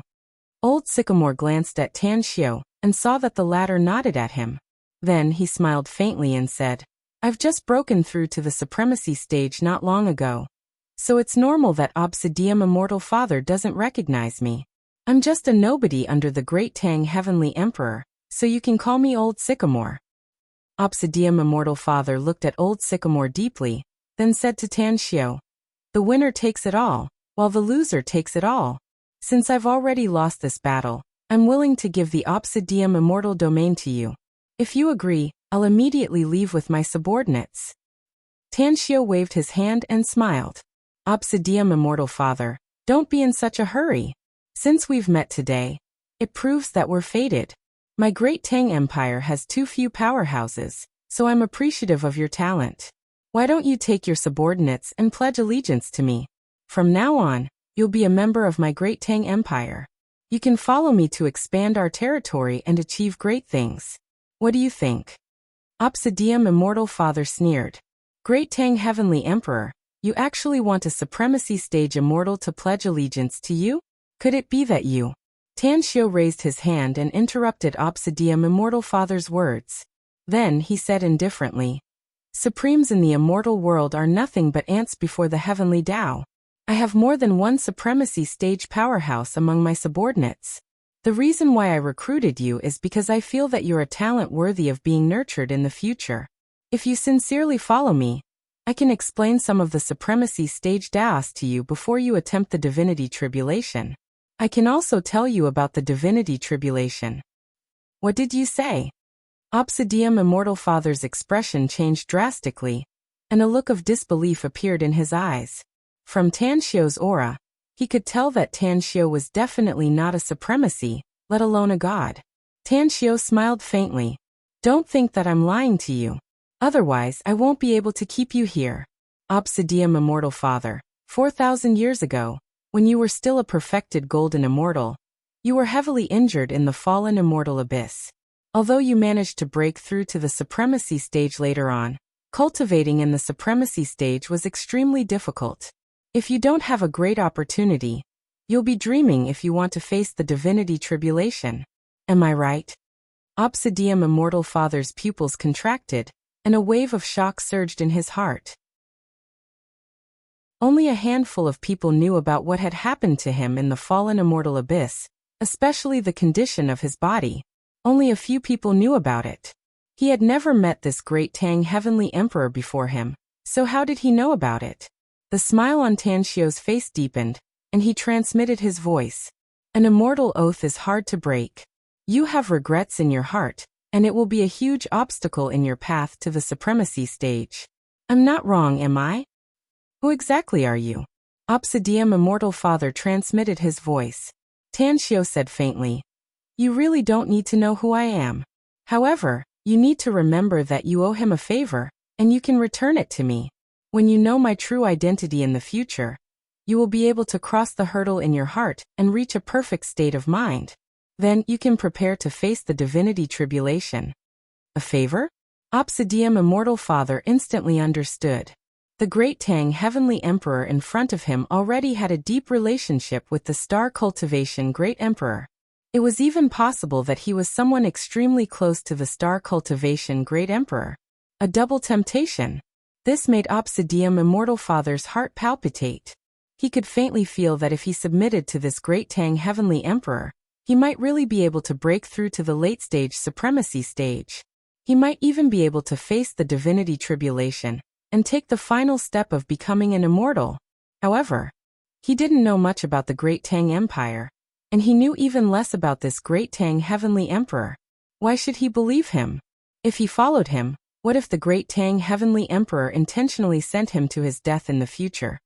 Tan Xiu seemed to have seen through Obsidian Immortal Father's thoughts and said faintly, If you follow me, not only will I not place any restrictions on you, but I will also provide you with all the cultivation resources you need.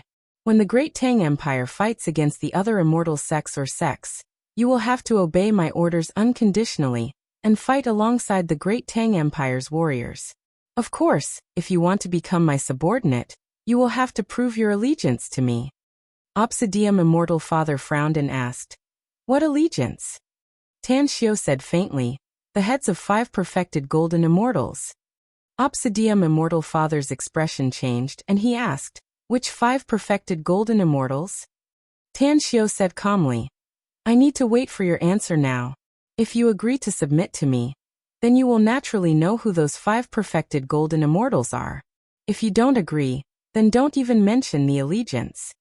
Obsidian Immortal Father was silent for a moment, and then he said slowly, Do I really not need to be restricted if I join the Great Tang Empire? Tan Xiu said, As long as you don't bring disaster to the Great Tang Empire, then you won't need to be restricted. I hope that you can stay in Miss Source Island and cultivate for now. Once the Great Tang Empire has completely fortified the Obsidian, Ether, and Jadeite immortal domains and connected with the Immortal Lyceum, we will form a true superpower empire. If you want to go on an adventure, then go. If you want to travel, then go. If you encounter any danger outside, you can send a message back, and the Great Tang Empire's powerhouses will rush over to help you. Chapter 1357. Tan Xiu quietly observed Obsidian Immortal Father's expression. He discovered that his words had moved him slightly. He immediately concluded, Join the Great Tang Empire, and you will be one of us. Your business is the Great Tang Empire's business. This is because the #1 rule of the Great Tang Empire is unity. Unity? Obsidian Immortal Father's heart shuddered. He slowly turned around and looked at the 3 million soldiers of the Great Tang Empire, hovering in midair. He suddenly felt that joining the Great Tang Empire really wasn't a bad thing. If what the Great Tang Heavenly Emperor said was true, then wouldn't they be able to walk unhindered in the immortal world in the future, if all the people of the Great Tang Empire were united? I agree to join. But what about my men? Tan Xiu said calmly, I respect their choice. If they choose to join the Great Tang Empire, I will welcome them. If they don't want to join, they can choose to leave. However, if they choose to join the Great Tang Empire, they will no longer be loyal to you, but to me, and to the entire Great Tang Empire. When Obsidian Immortal Father heard this, he looked at the 6 great firmament golden immortals beside him and asked, What are your choices? Will you choose to join the Great Tang Empire with me, or choose to leave? Of course, if you choose to leave, I will respect your decision. The strength of the Great Tang Empire has already exceeded my expectations. To be able to obtain the protection of a powerful force without too many restrictions, joining was naturally the best choice. I agree. Immortal Venerate North Peak had already thought about it when Tan Xiu and Obsidian Immortal Father were conversing, so he immediately answered. Jing. Agreed. I'm willing. The other 5 answered one after another. Without exception, all of them were willing to join the Great Tang Empire. Tan Xiu nodded and said with a smile, Welcome everyone. With your addition, the Great Tang Empire's strength will skyrocket once again. Perhaps it won't be long before we can sweep through the entire immortal world. What? The 6 perfected golden immortals were stunned, and a strange look appeared in their eyes. Sweep across the entire immortal world? What kind of joke was this? The immortal dimension was vast and boundless, and the number of experts was innumerable. In the past millions of years, who was able to unify the immortal dimension, become the true ruler of the immortal world? Tan Xiu looked at the hundreds of thousands of miserable immortals in the distance, and narrowed his eyes. He said indifferently, It was a war, and life and death are decreed in front of war. Those who survived could choose to join the Great Tang Empire or leave. Those who were gravely injured could receive treatment from the Great Tang Empire, as well as be compensated with money and resources. For those who died in battle, they would be compensated according to the standard of the Great Tang Empire's soldiers who died in battle.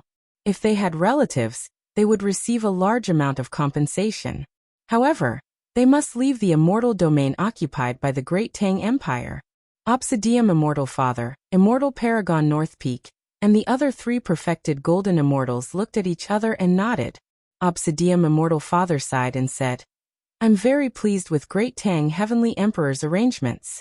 Be it injured or dead immortals, I will compensate them with a sum of money. At this moment, Obsidian Immortal Father and the others had finally accepted Tan Xiu and the Great Tang Empire from the bottom of their hearts. Because of Tan Xiu's decision, they felt less guilty for those who had died in battle. 2 years later, the Great Tang Empire had completely occupied the Ether Immortal Domain, the Obsidian Immortal Domain, and the Jadeite Immortal Domain. Following the deployment of a large number of spatial teleportation arrays, the 4 immortal domains were gradually formed with the misty spring ocean as the center. In these 2 years, the Great Tang Empire's prestige had once again awed the billions of immortals in the immortal world. It had even attracted many immortals from other immortal domains to seek shelter. 2 Supremes, dozens of perfected golden immortals, and countless golden immortal powerhouses. After the major forces sent people to investigate, they finally found this information.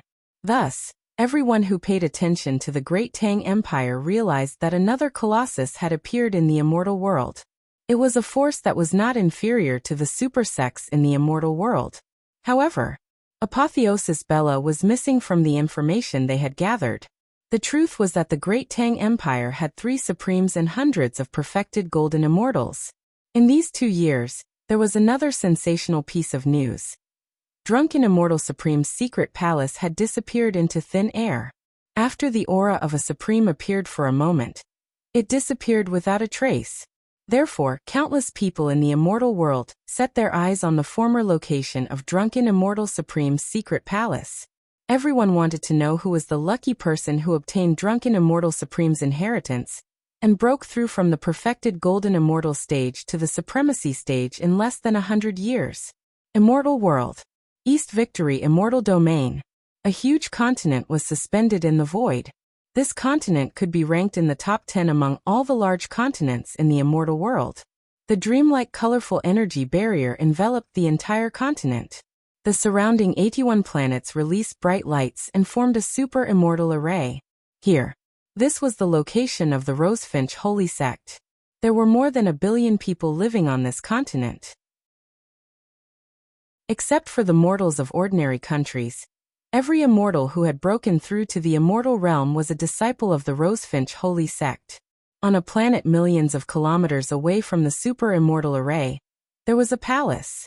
This palace was the residence of the Inner Pill Sect's great emperor Danqing. Tens of thousands of experts from the Inner Pill Sect, the Everlasting Palace, the 100 Poisons Sect, and the Myriad Swords Sect lived on this planet. In other directions, There were millions of immortals from the four sects, tightly sealing off the Dongsheng immortal domain. Suddenly, in the vast void, a figure appeared out of thin air. As dozens of apocalyptic thunderbolts bombarded the planet, a group of immortals with powerful auras rushed out from the planet. Boom, boom, boom. A terrifying explosion formed a terrifying black hole. As the planet was forcibly blown into ashes, nearly half of the experts from the four sects died tragically in the explosion. Only the severely injured Golden Immortals, the lightly injured perfected Golden Immortals, and the two Supremacy Emperors, Great Emperor Danqing and 100 Poisons Devil, survived the explosion. Damn it, who the hell is it? 100 Poisons Devil roared angrily. His consciousness continuously scanned the void in all directions, looking for the enemy.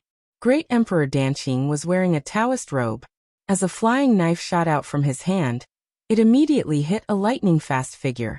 With a painful groan, the figure was thrown into the super immortal array of the Dongsheng immortal domain. Supremacy? Which supreme has entered the Rosefinch holy sect? 100 Poisons Devil came to Great Emperor Danqing's side and asked with crazy killing intent in his eyes. Great Emperor Danqing was silent for a long time, watching the figure of the other party completely disappear into the super immortal array. He slowly said, "Star Tears." 100 Poisons Devil stared blankly and then asked in shock, "Star Tears has broken through to the supreme stage." Great Emperor Danqing nodded. "That's right. It's just that she should have fallen in the battle hundreds of years ago. I didn't expect that not only did she not die, but she also broke through to the supreme stage. It seems that we have another great enemy." 100 Poisons Devil snorted coldly. The Rosefinch holy sect is now at the end of the line. All the resources in the Dongsheng immortal domain will be exhausted in 1,000 years at most. At that time, they won't even have enough immortal crystals and crystal essences to maintain this super immortal array. When this super immortal array collapses by itself, it will be the time for us to slaughter the disciples of the Rosefinch holy sect. Great Emperor Danqing said indifferently. Although many powerhouses have rushed into that super immortal array in the past hundreds of years, it's extremely difficult for them to come out. As long as we guard here, they will come out and fight us sooner or later. With that said, he looked at his subordinates who had suffered heavy casualties and said coldly, "Do a head count and see how many people we lost this time." Rosefinch holy sect. Among the undulating mountains, there were many exquisite palaces. The explosion of the planet in the distant void immediately caused countless Rosefinch holy sect powerhouses to fly out and look at the terrifying explosion in the distant void. That's the planet where Great Emperor Danqing and 100 Poisons Devil live. Who is so bold to attack that place? A burly figure appeared out of thin air and stood tens of thousands of meters above the ground. He frowned and muttered to himself, "No matter who it is, they are our people." A white-robed man with a smile on his face licked his lips. Supreme Star Soul sighed. Every time someone ambushes a powerful enemy, they will suffer huge losses. We can only hide here and watch. We can't go and help them. It's really frustrating. According to the current situation of our Rosefinch holy sect, all our resources will be exhausted in a few decades at most. When that time comes, it will be the end of our Rosefinch holy sect. The smile on Apotheon Carmen Mist's face gradually faded. She said coldly, "If the time comes for our Rosefinch holy sect to be annihilated, we will just detonate our immortal souls and drag them down with us. If we want to drag someone down with us, my first choice is Great Emperor Danqing." Another figure appeared out of thin air. He had a stooped figure, and a lifeless aura emanated from his body. Supreme Star Soul and Apotheon Carmen Mist immediately bowed respectfully when they saw the old man. Supreme Star Soul smiled bitterly. "Ancestor, why did you come out of seclusion?" Supreme Star Radiance said indifferently, "Something big happened outside. How could I Who dares to break into our Rosefinch holy sect's immortal formation? Let me in." Star Tears, who was wearing a black robe and a pair of black combat boots, appeared in front of the three and shouted loudly, "Star Tears?" The three of them looked excited when they saw Star Tears. Supreme Star Soul instantly soared into the sky and unleashed several immortal arts, opening a gap in the super immortal array. As Star Tears shot out, He immediately asked in a loud voice, Star Tears, where have you been for the past several hundred years? Don't you know that your sister-in-law is very worried about you? Brother. When Star Tears saw Supreme Star Soul again, sparkling tears immediately appeared in her eyes. After hugging Supreme Star Soul, she called out to Apotheon Carmen Mist, sister-in-law. Then she knelt down in the void and said to Supreme Star Radiance, Ancestor, I've returned. Chapter 1358. Supreme Star Radiance sized up Star Tears with an excited expression on his aged face and said, Good, good, good. It's good that you're back. Tears, you've actually broken through to the supremacy stage. It seems that our Rosefinch Holy Sect's strength against our enemies has increased. Just as Star Tears was about to speak, she saw figures soaring into the sky and flying towards them. She immediately said excitedly, Ancestor, I've indeed broken through to the supremacy stage. However, I still have something important to tell you and Big Brother. Anti-Star Tears. Martial Ant Star Tears. Star. Hundreds of figures dashed towards Star Tears at lightning speed. They all sensed her aura and looked pleasantly surprised. Star Tears' gaze slowly swept across each of them. As she took out one interspatial ring after another, she joyfully said, I'm back. What? Hundreds of Rosefinch Holy Sect's upper echelons took the interspatial rings. When their spiritual senses swept through the interspatial rings, they immediately revealed ecstatic expressions. Heavens! So many immortal crystals? So many elixirs? Our Rosefinch Holy Sect is saved. Immortal crystals, crystal essences, and a large number of precious herbs and elixirs. Anti-Star Tears brought back a lot of things. The heavens have eyes. I can see hope now. The eyes of hundreds of Rosefinch Holy Sect's upper echelons became moist. Their bodies trembled with excitement, and some of them couldn't help but roar towards the sky. Supreme Star Radiance and Supreme Star Soul exchanged glances, and their expressions changed greatly. What did the Rosefinch Holy Sect lack the most nowadays? Immortal crystals and crystal essences. That was because the amount of immortal crystals and crystal essences left in the Rosefinch Holy Sect's treasury was very low. Even the sect's disciples found it difficult to obtain immortal crystals and crystal essences for their cultivation. Star Tears, follow me. Supreme Star Soul took a deep breath and suppressed the excitement in his heart. After saying that, he flew towards the Rosefinch Holy Sect's conference hall. Supreme Star Radiance and Apotheon Carmen Mist didn't hesitate, and followed behind Supreme Star Soul. Star Tears felt warmth in her heart as she looked at her loved ones. Suddenly, as if remembering something, she immediately released Star Luminous and Star Pung from the Heavenly Abode artifact. Seniors, I, Star Luminous, have broken through to the perfected Golden Immortal Realm. Seniors, I, Star Pung, have also broken through to the perfected Golden Immortal Realm. The two of them looked at the familiar and amiable faces, and tears flowed from their eyes as they roared. Supreme Star Soul, Supreme Star Radiance, and Apotheon Carmen Mist also discovered that Star Tears had brought back Star Luminous and Star Pung. They were filled with gratification, but they flew towards the conference hall at an even faster speed. After a while, after Star Tears entered the conference hall, she looked at Supreme Star Soul, who was sitting on the Sect Master's throne, and said respectfully, Sect Master, Star Tears has returned. Supreme Star Soul took a deep breath and asked in a deep voice, Tell me, where have you been for the past several hundred years? Many of our friends from the Rosefinch Holy Sect came here in the past several hundred years. I've asked them about you, but they don't know about your whereabouts. Star Tears could hear the concern in her big brother's voice, so she said, Sect Master, now is not the time to talk about this. I've brought back a lot of things this time. I'll leave them to you for now. You can make arrangements for them. Supreme Star Soul slightly furrowed his brows and said indifferently, Star Tears, it's good that you're back. As for the things you brought back, our Rosefinch Holy Sect indeed needs them, but it won't be too late to make arrangements for them later. Star Tears took out 6 interspatial rings and handed them over to Supreme Star Soul. She said, Sect Master, please take a look at these first before making a decision. Supreme Star Soul was silent for a moment. When his spiritual sense swept through the 6 interspatial rings, His tall and sturdy body suddenly stood up with a shocked expression on his dignified face. When he raised his head to look at Star Tears, he asked with difficulty, "These were all obtained by you outside in the past several hundred years?" Star Tears nodded and said, "I obtained all of them. He was also the one who gave them to me and told me to bring them back to you." "Who is he?" Supreme Star Soul hurriedly asked. Star Tears shook her head and said, "Sect Master, please distribute the resources first. We'll talk about the rest later." Supreme Star Soul took a deep breath. A smile climbed onto his face as he laughed heartily. "There's hope for our Rosefinch Holy Sect now.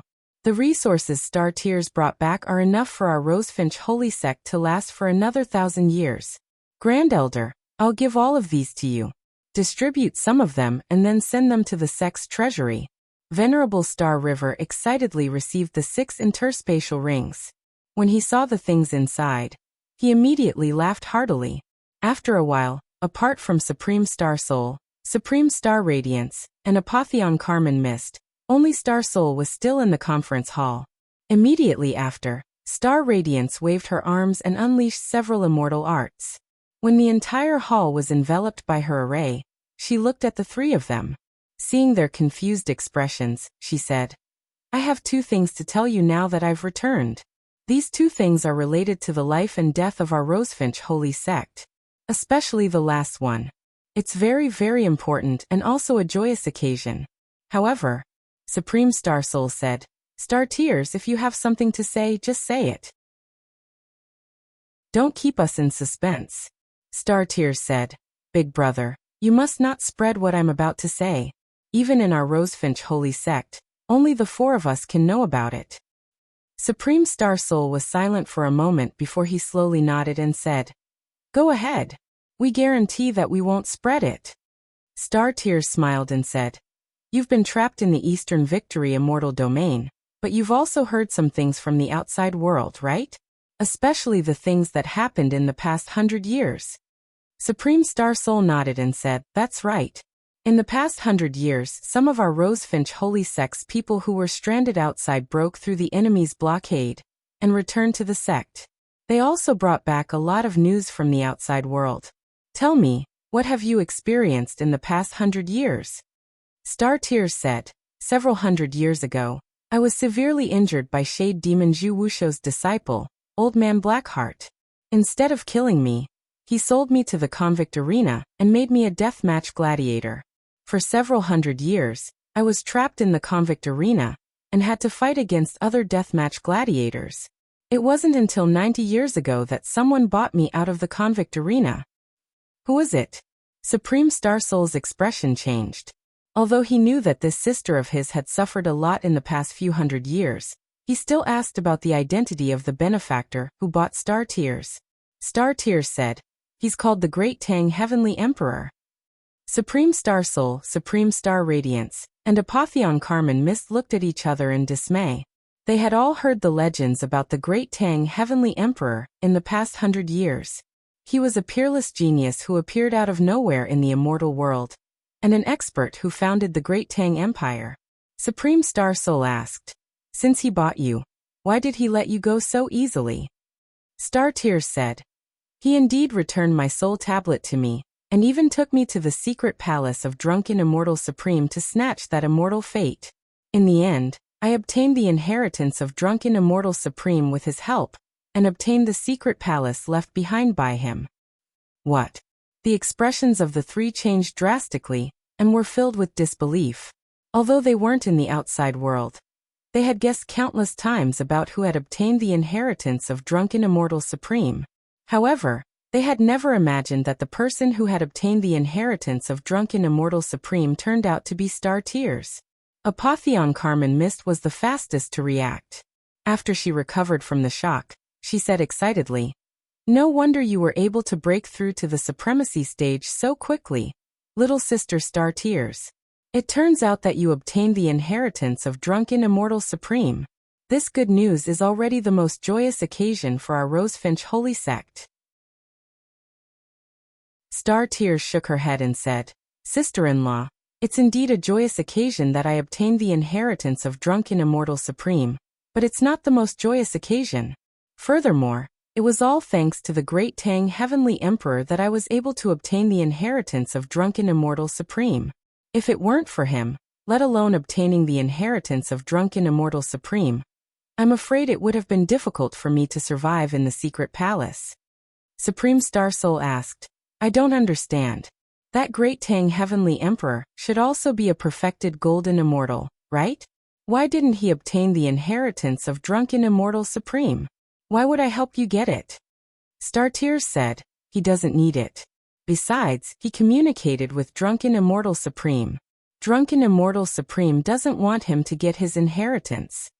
Supreme Star Soul asked in disbelief. He can actually communicate with Supreme Drunken Immortal in the God world? How is this possible? Star Tears said, Big brother, it's because he has also crossed the divine tribulation. Countless thoughts flashed through Supreme Star Soul's mind, and he asked in a deep voice, who exactly is that great Tang Heavenly Emperor? If he had passed the divine tribulation, why didn't he ascend to the divine realm? Why did he stay in the immortal world? Instead, he became an immortal of the perfected Golden Immortal realm? Star Tears said slowly, it's because he was at his weakest when he crossed the divine tribulation. 2 of his best friends ambushed him and killed him in the end. If it wasn't for a wisp of his divine sense entering the other world, his soul would have already been destroyed. Supreme Star Soul suddenly understood and sighed. The moment a supremacy transcends the divine tribulation is indeed the moment they are at their weakest. If they don't have someone they can trust to protect them during this time, it's very easy for them to be ambushed by others.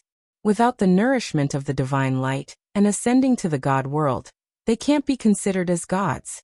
Star Tears nodded and said, Indeed. Star Radiance suddenly asked, Tears, you've said so much, but you still haven't told us who this great Tang Heavenly Emperor is. I've looked through the information of all the Supremes of the immortal world in the last 100,000 years, but there's no record of this great Tang Heavenly Emperor. Could it be that he's an expert from an even more ancient era? Star Tears shook her head and said, No. After saying that, her gaze fell on Apotheon Carmen Mist. Seeing her curious expression, she slowly said, He's not an expert from an even more ancient era, but an expert of our current era. That's because he's my nephew, the son of big brother and sister-in-law, the descendant of your bloodline, Ancestor Star Cultivation Great Emperor. There will be 3 updates today. Brothers and sisters, will you be surprised or happy? In addition, Quiet Night uploaded a beautiful photo of Tang, and when she was killing someone on her WeChat official account. That figure, that buttocks, no, those eyes were really mesmerizing. This was Quiet Night's private collection that she had collected for more than 30 years. If you want to see it, please follow Quiet Night's WeChat official account, JYGS00, or directly search for Quiet Night's thoughts on WeChat. Chapter 1359. Star Tears' words exploded in the hearts of Supreme Star Soul, Supreme Star Radiance, and Apotheon Carmen Mist like a clap of thunder. The 3 of them were so dizzy that they couldn't come back to their senses for a long time. What I said is absolutely true. Star Tears' expression turned extremely serious as she looked at the 3's expressions of disbelief. Finally, Supreme Star Soul recovered from his shock and instantly appeared in front of Star Tears. He grabbed her arms and asked word by word, Is it really, Xiao? Star Tears nodded heavily. Yes. He didn't die. He came back to life. He even brought a large group of experts back to the immortal world. He didn't die. My son didn't die. Supreme Star Soul had a firm will, but when he heard that his son wasn't dead, 2 streams of tears flowed down his face, wetting his clothes and dripping onto his toes. Boo-hoo. Apotheon Carmen Mist covered her mouth with both hands. Although her face was already covered in tears, she tried her best not to cry out loud. To her, the most important person in her life wasn't her husband, Paragon Star Soul, nor was it her other relatives. Instead, it was her son. In the past, she almost went crazy when she heard that her son had failed to transcend his tribulation and perished. Even so, she still painfully went into seclusion for hundreds of years. It was only when the Rosefinch holy sect was on the brink of destruction that she suppressed the heart-wrenching pain in the deepest part of her soul. Her son was still alive. At this moment, Apotheon Carmen Mist had never felt so happy before. She wouldn't even frown if she had to die for this piece of news. Supreme Star Radiance's eyes flickered as he said in a deep voice, "Tears, you just said that Xiao didn't fail to transcend his tribulation and died tragically? Instead, he was ambushed by two of his best friends. And in the end, those two were Great Emperor Danqing and Zither Demon Juyao?" Star Tears said, "That's right, it was them." She didn't mention Xue Qingqing not because she didn't want to, but because she knew that Xue Qingqing wasn't willing to take revenge on her nephew even if he had let him down in the past. Paragon Star Radiance slowly said, "I understand." After Xiao returned to the immortal world, he didn't rush to return to the Rosefinch holy sect. Instead, he concealed his identity and established the Great Tang Empire, constantly developing his forces, all for the sake of revenge. Yes, after Xiao returned to the immortal world, he directly led hundreds of thousands of cultivators who followed him to the immortal world to the misty spring ocean in the Immortal Lyceum's immortal domain, said Star Tears. I also learned later that the master of the misty spring ocean was Apotheon Mu. When I followed Xiao to the misty spring ocean, I learned that his 4 disciples, Apotheon Myriad Notes, Soaring Plum, 9 Immortal Fingers, and Enchantress Yu, were captured and brought to the Heavenly Mountain Immortal Domain. They set up a trap there and killed any immortals who went to rescue them.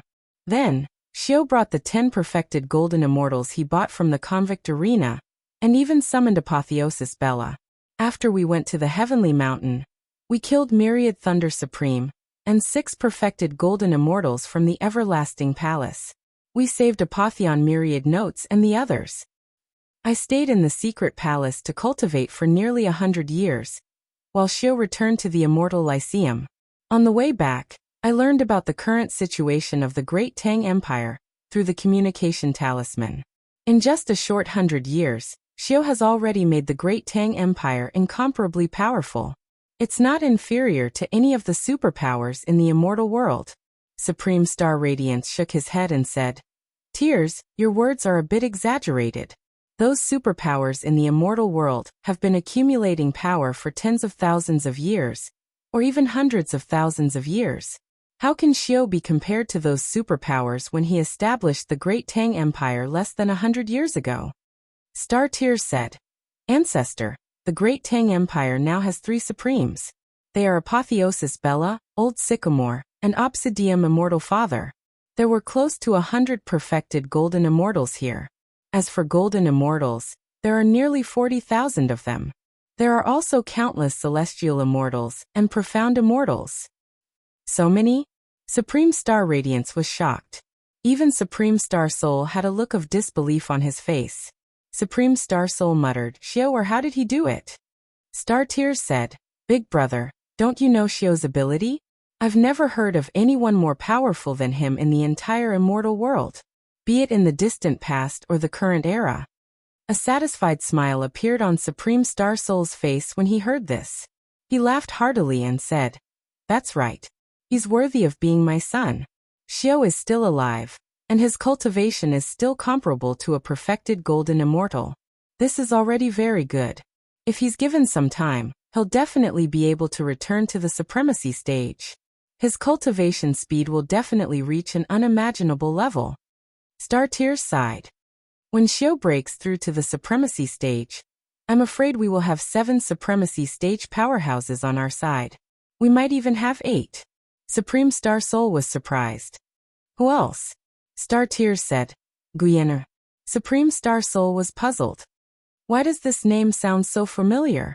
I think I've heard of it somewhere before." Apotheosis Carmen Mist was pleasantly surprised. "Little Yenner? Xiao's little female disciple?" Star Tears nodded with a smile. "That's right. Little Yenner. Actually, she has another name. I believe you've all heard of it." "What name?" Apotheosis Carmen Mist asked curiously. Star Tears said, "Rakshasa Demonis, also known as Rakshasa Immortal Monarch." Supreme Star Soul was surprised. "It's her?"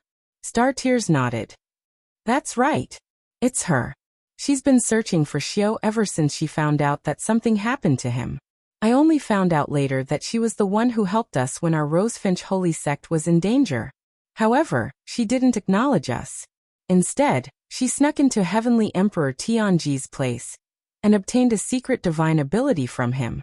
Then, she seemingly tore open a spatial rift and used the divine ability of time and space to search for Xiao's soul imprint. Finally, she found the low-level space where Xiao was. Supreme Star Soul sighed.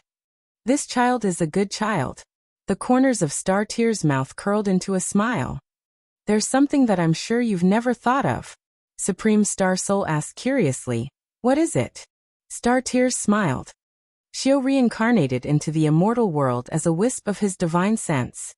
He originally had a life imprint in that small world. Therefore, he also has parents and relatives. In addition, our Xiao is no longer as one-track-minded as he used to be. He already has more than a dozen women, and all of them are peerless beauties. What? Supreme Star Soul wasn't surprised that his son still had relatives. Back when his son hadn't fully grown up, he had already noticed that there was something wrong with his son. However, he didn't ask about it. Perhaps it was because of his relatives in that small world. Moreover, since a wisp of his immortal soul had appeared in that small world, he naturally needed a life vessel. However, he was surprised that his son had found so many wives. This was too strange. Suddenly, Supreme Star Soul thought of someone and asked in a deep voice, "What about Xue Qingqing? Rumor has it that she committed suicide when Xiao failed his tribulation, and his soul dissipated. Is that true?" The smile on Star Tear's face faded. After a moment of silence, she slowly said, "Big brother, you don't have to ask about Xiao's feelings. Xue Qingqing hurt him. Even though she had no choice, Xiao has already told me that the relationship between him and Xue Qingqing is over. Therefore, our Rosefinch holy sect no longer has a woman called Xue Qingqing." Yeah. Supreme Star Soul nodded silently, as if he had understood something. Immortal World, Misty Spring Ocean. Tang Xiao was sitting cross-legged inside the palace, silently reading an immortal book. Suddenly, his expression moved and he looked toward the door. He immediately saw a handsome youth who had 60% to 70% resemblance to him. "Tang Xing, come." Tan Xiao smiled and waved his hand. Tang Xing walked towards Tan Xiao with a smile and sat cross-legged. "Big brother, I need your help with something." Tan Xiao smiled. "You came back from the Azure Dragon Legion, so I believe you must have something for me. Tell me, what is it?" Tang Xing smiled. "I heard that you're going to Nifa's Abyss. I want to go with you." Tan Xiao's expression changed. He shook his head. "If that's what you came for, I'm afraid you'll have to leave in disappointment. Nifa's Abyss is very terrifying. Even Supremes have to be careful when they enter. The slightest carelessness will cause them to fall into eternal damnation. Those who rushed in were only perfected Golden Immortals and Supreme Being experts. Even Golden Immortals don't dare to rashly enter. You've just broken through to the immortal realm, so you can't go with me." Tang Xing said, "Don't I have you? I won't encounter any danger if you take me with you." Tan Xiao shook his head. "You'll become a burden to me if I take you with me. The risk factor will increase a lot. You don't want me to fall in Nifa's Abyss, do you, brother?" This.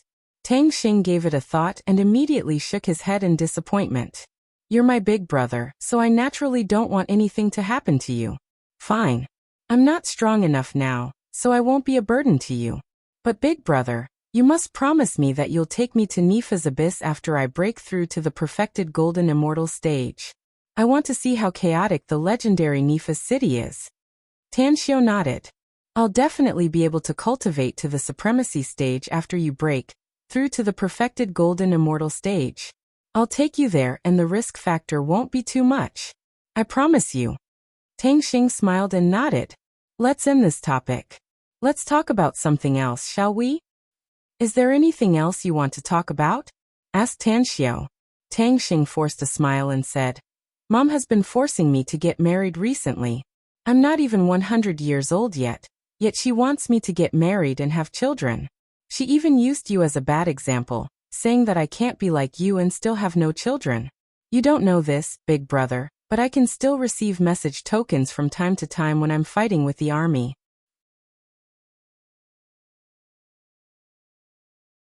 Chapter 1360. Tanxiu looked at his younger brother, Tangxing, with a faint smile. He had been forced to marry and have children countless times in the past. Now that his younger brother had grown up, his mother had finally shifted the pressure from him to Tangxing. Tanxiu smiled inwardly as he watched him leave. Not having to be pressured is also a kind of happiness, isn't it? Nifa's Abyss. Tanxiu had planned to go there many years ago, because the resources he needed for cultivation were related to many items from the demon world. Even though he didn't lack demon stones and demon crystals now, there were many more cultivation resources that could only be obtained in the Nifa's Abyss. Cultivation and breakthrough. This was an urgent matter for Tanxiu because he was the emperor of the Great Tang Empire. Currently, he could only fight with early-stage perfected golden immortals at most. Facing mid-stage perfected golden immortals, he might be able to kill them with a sneak attack, but he had no chance of winning in a head-on battle. Master. A beautiful figure floated into the room. Gu Yan'er smiled and held a golden lotus that was emitting a golden light. She came to Tanxiu and said, "The lotus sea of the aquamarine immortal domain. The golden lotus king has shown signs of transforming. Now is the best time to consume it." Tanxiu's gaze fell on the golden lotus. He could faintly hear a sobbing sound coming from it. After a while, Tanxiu took the golden lotus in his hand and probed its interior with his divine sense. He easily broke through the external obstruction of the golden lotus and entered a golden space. The miniature golden person seemed to be draped in starlight as it sat in the golden space, crying while hugging its knees. Drops of viscous golden liquid turned into specks of starlight and floated in the golden space. The soul has been born, and the spiritual wisdom has been awakened. Tanxiu noticed that the thumb-sized golden person raised its head and looked at his divine sense. He immediately smiled and returned his divine sense to the golden space. Then he injected his primal chaos energy into the golden lotus. The ancient immortal incantation turned into golden immortal runes that flowed like water and merged with the golden space. I.e., the tiny golden person blinked and immediately stopped crying. She sat down and allowed the chaotic force to pour into her sea of consciousness. She also rapidly absorbed the golden inscriptions from the immortal mantra, as if they were nutrients brought to her by a delicacy. Gu Yan'er stood in front of Tanxiu, watching Tanxiu's actions. A vexed expression appeared on her face. She stomped her feet, turned around, and floated away, leaving behind only a murmur in the room. "You're such a good person," she muttered. "He actually converted such a great treasure into a demon. How boring." Tanxiu glanced at Gu Yan'er's back as she left, and the corners of his lips curled up slightly. After 3 days, Tanxiu felt that nearly half of the chaotic force in his body had been consumed. Only then did he heave a sigh of relief. He stopped transferring the chaotic force and said with a smile, "Little golden lotus, why didn't you thank me for giving you the immortal fate?" The golden lotus turned into a hazy golden light, and then a small, naked girl appeared in front of Tanxiu. Her skin was very white, and she looked very cute. Unfortunately, she was only a dozen centimeters tall, and she looked very beautiful when she smiled. "Thank you, master." Tanxiu smiled. "You're quite smart. You actually recognized me as your master. I've already taught you the shape-shifting technique. Put on your clothes." "Yes." The little girl turned around and immediately put on a battle robe similar to the one Tanxiu was wearing. The only difference was the pattern. Tanxiu's battle robe had 9 golden dragons, while the little girl's robe had 9 golden lotuses. Tanxiu smiled. "The golden lotus of war happens to be in troubled times. You'll be called Battle Lotus from now on. Go find Andy. You'll cultivate with her from now on." Battle Lotus, who had just been bestowed a name, asked, "Who is Andy? Will she treat Battle Lotus well?" Tanxiu said, "Andy is my woman. She'll treat you very well. She'll be here soon after you go outside the palace. Go." "Yes, master." Zhang Lian agreed obediently and flew outside. The golden lotus shape-shifting technique. This was just a small interlude for Tanxiu. He was willing to transform any plant that possessed spiritual intelligence into a human.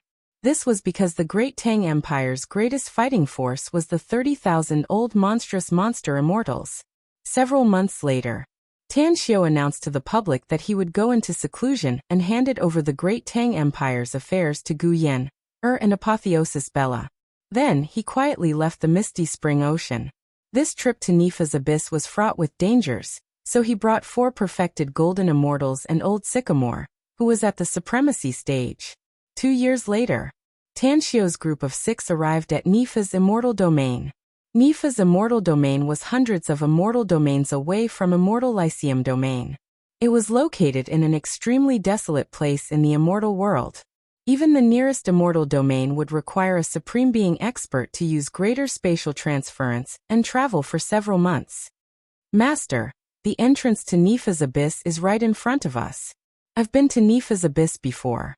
It's extremely chaotic inside, and we often encounter robberies at the entrance, Seaway Monarch said while looking at the black vortex ahead. A smile appeared on the corner of Tang Xiu's mouth. I was once robbed at the entrance of Nifa's abyss. However, I ended up robbing the other party of countless treasures instead. Let's go. Although we didn't bring much wealth with us from the Great Tang Empire, we've made a small fortune during these 2 years. It should be enough for us to spend in Nifa's abyss. A small fortune? Seaway Monarch's mouth twitched a few times, and he turned to the side speechlessly. In fact, with their speed, it would only take them a year at most to reach this place from Immortal Lyceum domain. However, this master of his had done many robberies in order to get some wealth, especially the evil cultivators they encountered along the way. Not only did they lose all their wealth, but they also lost their lives. He estimated that the wealth he had looted over the past 2 years, if measured by crystal essences, was at least 100 million. Soon, the 2 of them were thrown into the black vortex. After the spatial teleportation, the 2 of them appeared in a gray world. There were no sun, moon, or stars in the sky. It was a vast dusky sky. The ground was made of extremely hard black soil. All kinds of strange plants grew around them, and most of them were black and red. Nifa's abyss had a total of 9 layers, and the area of each layer was no smaller than a large immortal domain. The natives of the first layer, as well as cultivators from the immortal world, demon world, monster world, spirit world, and Azura world, weren't very strong. The danger factor here was also relatively low. The higher the layer, the more dangerous it was, and the stronger the cultivators would be. Speaking of which, Nifa's abyss didn't belong to the immortal world, nor did it belong to any world. Instead, it was an independent 9-layer space that was connected to other worlds by powerful beings. Therefore, this place was very chaotic, and it was simply a paradise for countless sinners. Here, good people would be devoured until not even their bones were left.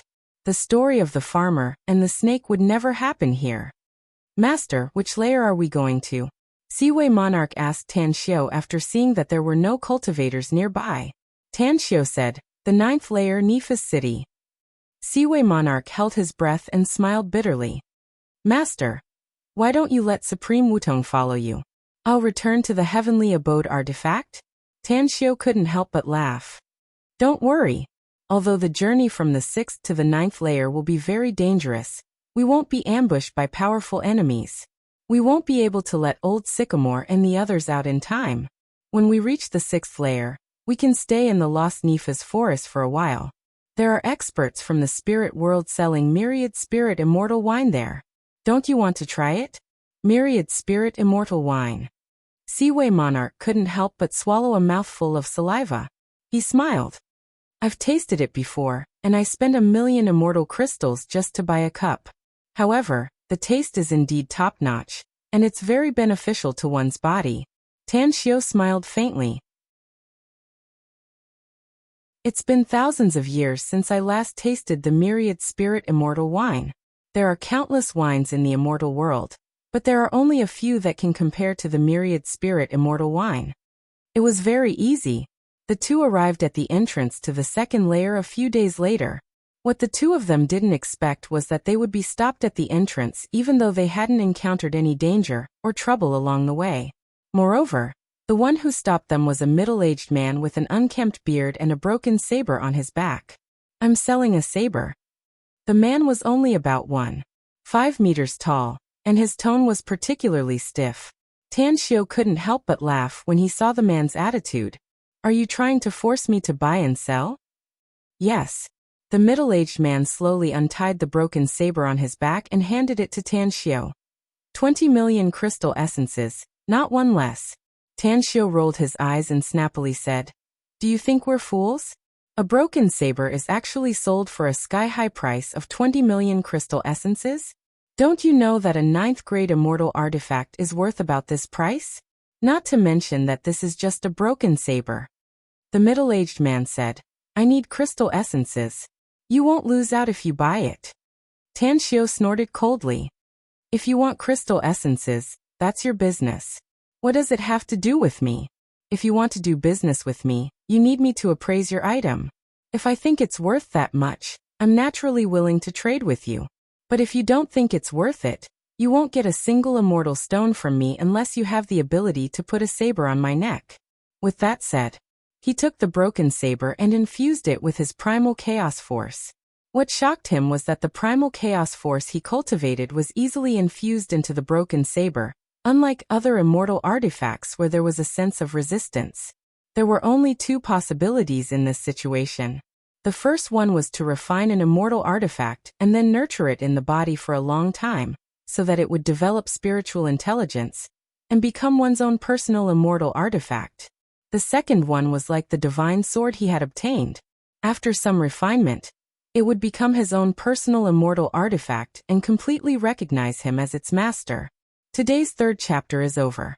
Brothers and sisters, let's start the monthly votes. For every increase in the monthly votes, Quiet Night will have one more chapter tomorrow. _.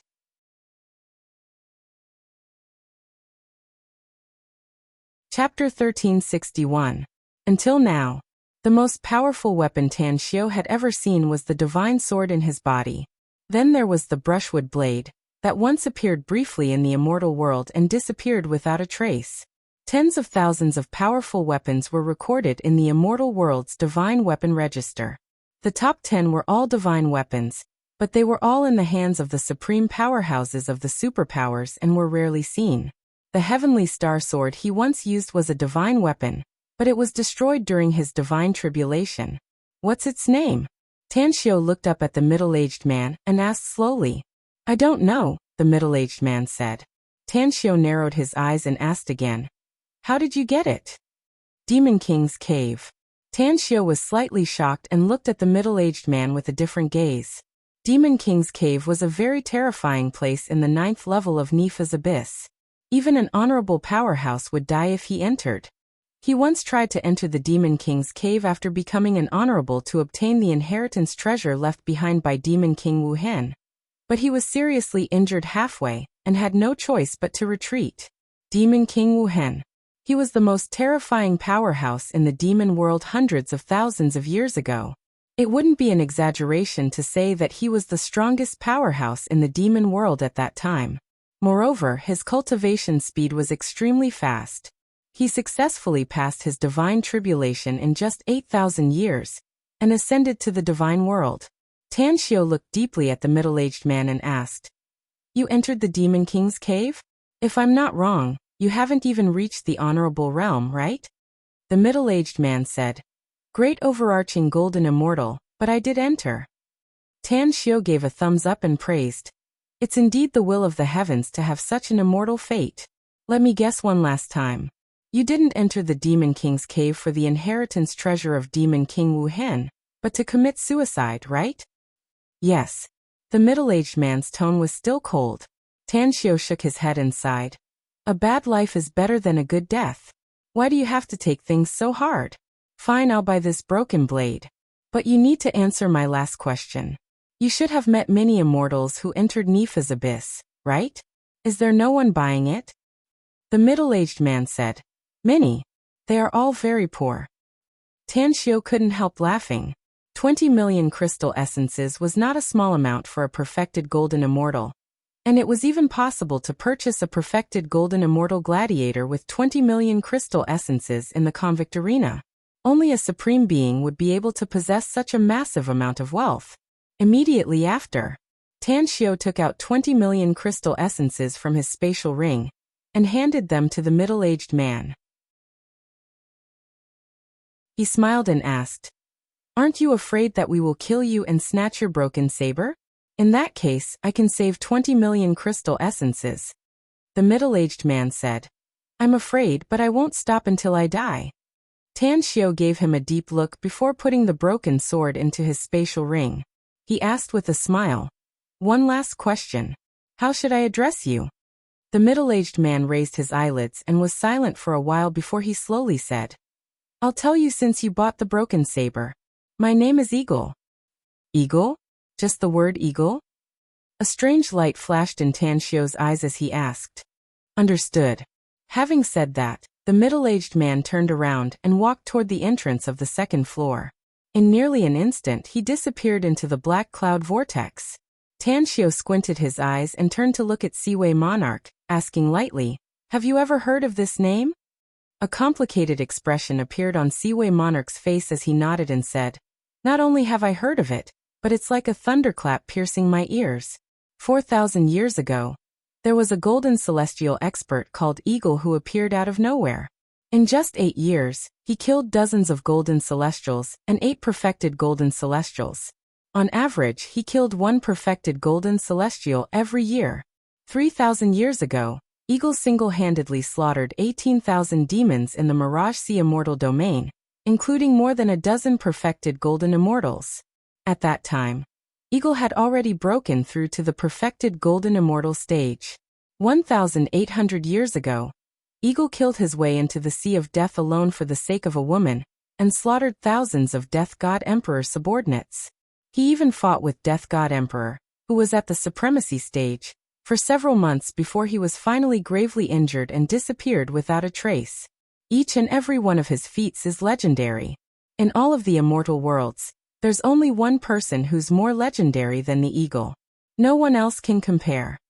Tanxiu's expression shifted and he asked, "Who is that person you're talking about?" "Star Cultivation Great Emperor," answered Seaway Monarch. Tanxiu couldn't help laughing inwardly. He didn't expect that Seaway Monarch would have such a high evaluation of him. However, he had indeed gone through many hardships to become a supremacy in the immortal world. He had gone through countless battles and stepped on the corpses of countless powerhouses to become a supreme. Let's go and watch the show with him. I really want to know why he needs so many crystal essences. Immediately after, the duo plunged into the black cloud vortex. The second floor of Nifa's abyss was filled with countless densely packed black stone forests. The black stones varied in length, with the tallest being tens of thousands of meters tall, and the shortest being only a few meters tall. They decorated this world in a particularly unique way. Tanxiu and Seaway Monarch followed behind Eagle. They didn't hide or conceal their figures and just followed him boldly. The path ahead. Eagle encountered several troubles. The natives of Nifa's abyss tried to kill him and rob him of his belongings. The experts of the demon world besieged him, and even the experts of the demon world attacked him. In the end, every siege was easily resolved by him, and all the enemies who besieged him were all killed by him. Tanxiu and Seaway Monarch didn't help him. They simply looked like they were watching a good show. During this time, Tanxiu took out the broken blade he had bought from Eagle and continuously injected chaotic energy into it to nourish and repair the cracks on it. He was trying to comprehend the profound mysteries of the broken blade. It didn't have a blade soul, but it was extremely sharp. The chaotic energy wasn't obstructed, and he could control it with ease. Tanxiu tried to control it with his divine sense, and found that it was exceptionally easy. It was as if he was controlling a thin needle that was almost weightless. When he infused his divine sense into the blade, he discovered that there were needle-tip-sized specks of light within it. An incomparably mysterious aura was emitted from these specks of light.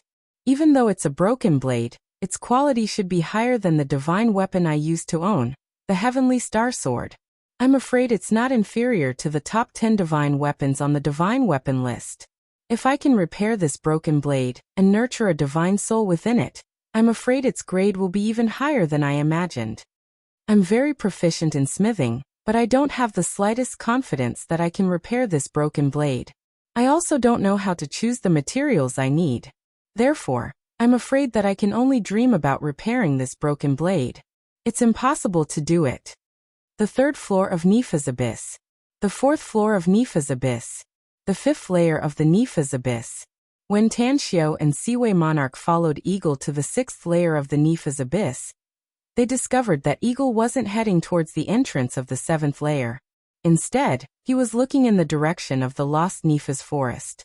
Along the way, the three of them encountered demons and monsters that harbored malicious intentions, but they weren't afraid at all.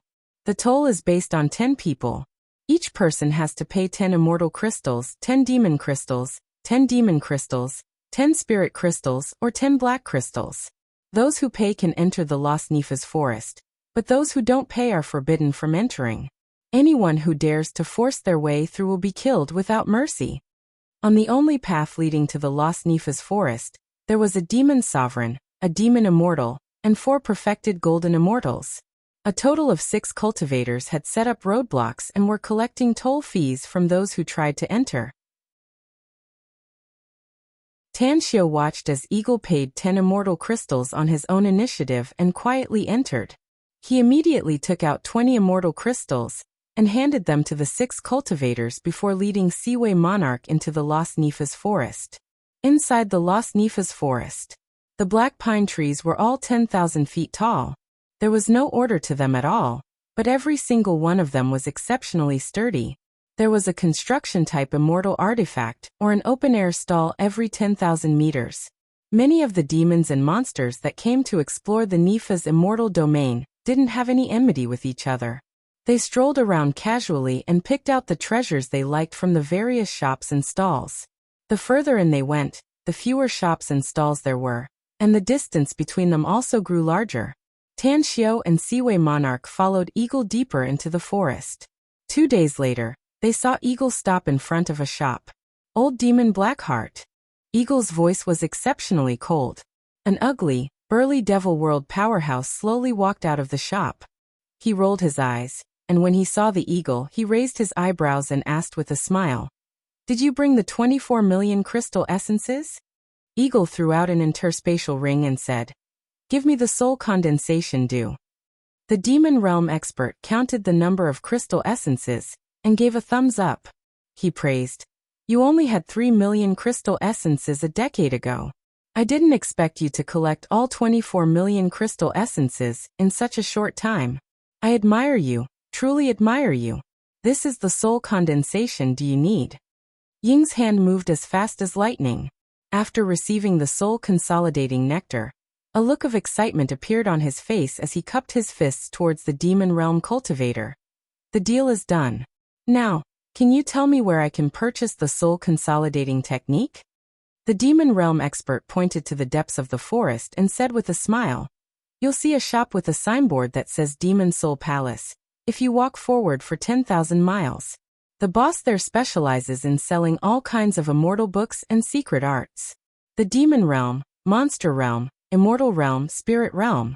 In short, they have all kinds of systems and secret arts." "Thank you." Eagle nodded and didn't even look at Tanxiu and Siwei Monarch behind him. He acted as if the two of them didn't exist and rushed toward the depths of the Nifa's forest. 10,000 miles wasn't too far for him.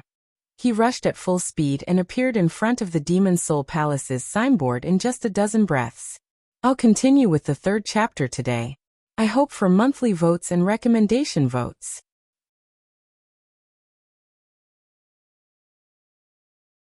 Chapter 1362. Eagle's expression had always been cold, and his actions were extremely purposeful.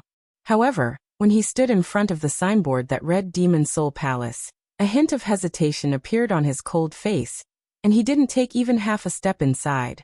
Only then did he turn his head to look at Tanxiu and Siwei Monarch. "Lend me 10 million crystal essences for a favor."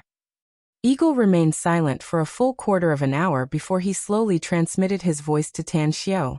Tanxiu took out 10 million crystal essences from his interspatial ring and stored them in an independent interspatial ring before flicking it over to Eagle. Eagle took the interspatial ring and transmitted his voice again. May I know your name, sir? Great Tang Heavenly Emperor. I'll remember it. Eagle took a deep breath and stepped into the Demon Soul Palace's entrance. He quickly arrived at the counter inside and looked at the drowsy old man inside. Then he said in a deep voice, I want to buy the soul consolidation art. The drowsy old man opened his eyes reluctantly and stretched his body lazily. Then he said indifferently, I'll exchange it for an 8th grade immortal artifact. Eagle frowned and said, I'll use crystal essences to buy it. The old man shook his head and said, the soul consolidation art can only be bartered. You can't buy it with money. Barter? An 8th grade immortal artifact? Eagle didn't know that the Demon Soul Palace had such a rule. He didn't have an 8th grade immortal artifact on him, and he only had a 3rd grade immortal artifact. In order to buy the soul consolidation ambrosia, he had already sold all his high-grade immortal artifacts. After pondering for a long time, Eagle slowly turned his head and looked at Tan Xiao, who had followed him in. A bitter smile appeared on his face as he transmitted his voice again. Lend me an 8th grade immortal artifact and I'll owe you 2 favors. Come with me. Tan Xiao had already figured out Eagle's purpose. He sighed inwardly and turned around to leave. When he came to an empty jungle nearby, he looked at Eagle who was following him and calmly said, You bought the soul consolidation due and also tried to buy the soul consolidation art. You want to consolidate someone's scattered immortal soul, right? Eagle said, That's right. Tan Xiao took out a blank jade slip and quickly inscribed a soul consolidation art on it. Then he threw it to Eagle and said, If you need a soul consolidation art, why use a grade 8 immortal artifact to exchange? In fact, if you had asked me in advance for the soul consolidating due, I would have been able to refine it for you, and the cost would not even be a tenth of what you had spent. Eagle quickly read through the soul consolidation technique in the jade slip. After he finished reading and memorizing the entire technique, a look of gratitude appeared on his face. He looked deeply at Tan Xiao and asked, You're very strong. Tan Xiao smiled faintly and said, It's beyond your imagination. Eagle took a deep breath and asked again, If you use the soul consolidating due and the soul consolidating art, what are the chances of success? 100%. Tan Xiao said calmly. 100%? Eagle's heart was pounding, his eyes filled with disbelief. He had done some research on this before. Even a supremacy realm expert who had mastered the soul consolidating due and the soul consolidation art only had an 80% chance of success. But this young man in front of him actually said he had a 100% chance. Doesn't that mean there's no risk? Tan Xiao looked at Eagle's expression and said calmly, I've attempted to consolidate my soul no less than 100 times. In the first 10 attempts, I failed 3 times. After that, I succeeded all 3 times. Eagle stared at Tan Xiao and said, Following you is very dangerous. Tan Xiao calmly said, Powerhouses need to tread on seas of blood and mountains of corpses to move forward. They need to wander on the edge of life and death countless times. Only then can they hone themselves into a sharp knife or a sharp sword. Only then will they be able to overcome all obstacles, brave the wind and break through the waves to reach the supremacy realm, to reach godhood. Eagle took out the soul consolidating due and handed it to Tan Xiao saying, Help me consolidate my soul and this life will be yours. Tan Xiao didn't take it directly but calmly asked, You've already obtained the soul consolidating due and the soul consolidation art, so why don't you consolidate your soul yourself? You should know that if I help you consolidate your soul, the person who regathers it will be infected with a trace of my aura. If I die in the future, she will definitely be affected. Eagle said solemnly, But if you can become a godhood in the future, she can at least break through to the perfected golden immortal realm. Moreover, I don't have 100% confidence. I can't even guarantee a 60% chance of success. Moreover, if she's infected with your aura, just that karma alone can make me loyal and devoted to you. Tan Xiao asked in a deep voice, Tell me, who is she? Eagle said, Fairy Flamecaller, my wife. Tan Xiao took out a long saber from his interspatial ring. This divine weapon of the Diablo Precantator clan was definitely not inferior to an 8th grade immortal artifact in terms of grade. After handing it to him, Tan Xiao said solemnly, From today onwards, you will be my saber. You will kill wherever I point. Can you do that? Eagle's heart trembled, and he immediately swore an immortal oath. Tanshio nodded with satisfaction and said indifferently, Nifa's abyss isn't a good place to consolidate a soul. Help me do some things first. After we leave Nifa's abyss, I'll help Fairy Flamecaller condense her soul. All right. Although Eagle was eager to see his wife, he knew that consolidating a soul wasn't a trivial matter, and that it was indeed inappropriate to do so in Nifa's abyss. If he encountered any trouble or danger during the process, all his previous efforts would go to waste. Not only would he fail to recondense his wife's immortal soul, but it would also cause her soul to scatter. Seaway Monarch had always been by Tang Xiu's side. Never in his wildest dreams did he expect that Tang Xiu would actually be able to take the famous Eagle under his command. More importantly, it was done in such a relaxed manner. Great luck. This was the only explanation Seaway Monarch could come up with. Otherwise, it would be very difficult for him to describe what had happened to the great Tang Heavenly Emperor. Master, we've been targeted. Seaway Monarch suppressed the heartfelt admiration in his heart, and only spoke in a low voice after seeing that Tanshio and Eagle had finished their discussion. Tanshio nodded and said, I've long since noticed that there are two groups of people. They've been following us for some time now. Seaway Monarch asked, What should we do now? Should we get rid of them? Tanshio shook his head and smiled faintly. There's no need to rush. Although I haven't been to the Lost Nifa's forest for a long time, I still remember the rules here. Regardless of race or cultivation level, no one is allowed to fight here. Otherwise, they will be attacked by the group until they are killed. There are many hidden dragons and crouching tigers in the Lost Nifa's forest, and no one can guarantee that there are no super powerhouses hiding here. I don't want to die yet, so let's deal with those who follow us outside. Understood. Seaway Monarch nodded respectfully. Eagle said, I know the origin of one of the two groups of people following us. They are experts from the Azura clan. There are a total of 4 of them, and each of them is comparable to a perfected golden immortal from the immortal world.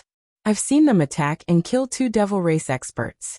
It only took them half an incense stick of time to kill those 2 devil race experts. Tanshio smiled faintly. As long as they don't have any supremacy stage powerhouses, we don't need to fear them even if their number doubles. Let's go. It's been a long time since I've tasted the myriad spirit immortal wine of the Lost Nifa's forest. I wonder if Supreme Lord Marquis is still here. Eagle said, Supreme Lord Marquis is dead. He left the Lost Nifa's forest more than 700 years ago, but he was killed by an expert before he could leave the Nifa's abyss. The smile on Tanshio's face froze. He turned to stare into Eagle's eyes and asked, Who killed him? If I remember correctly, he once swore that he would never step out of the Lost Nifa's forest for the rest of his life. Eagle keenly sensed the killing intent in Tanshio's eyes and said respectfully, It is said that the Supreme Star Cultivation Great Emperor of the immortal world failed his tribulation 700 or 800 years ago, and his soul was destroyed. Star Cultivation Great Emperor's clansmen were attacked by the Inner Pill sect and the Everlasting Palace. Supreme Lord Marquis seems to have a deep relationship with Star Cultivation Great Emperor, so he was willing to violate his oath to protect the Rosefinch Holy Sect. However, he has been in the Lost Nifa's forest for too long, and he sells the most unique myriad spirit immortal wine. The wealth he has earned over the past 10,000 years has made countless experts in the Nifa's abyss green with envy.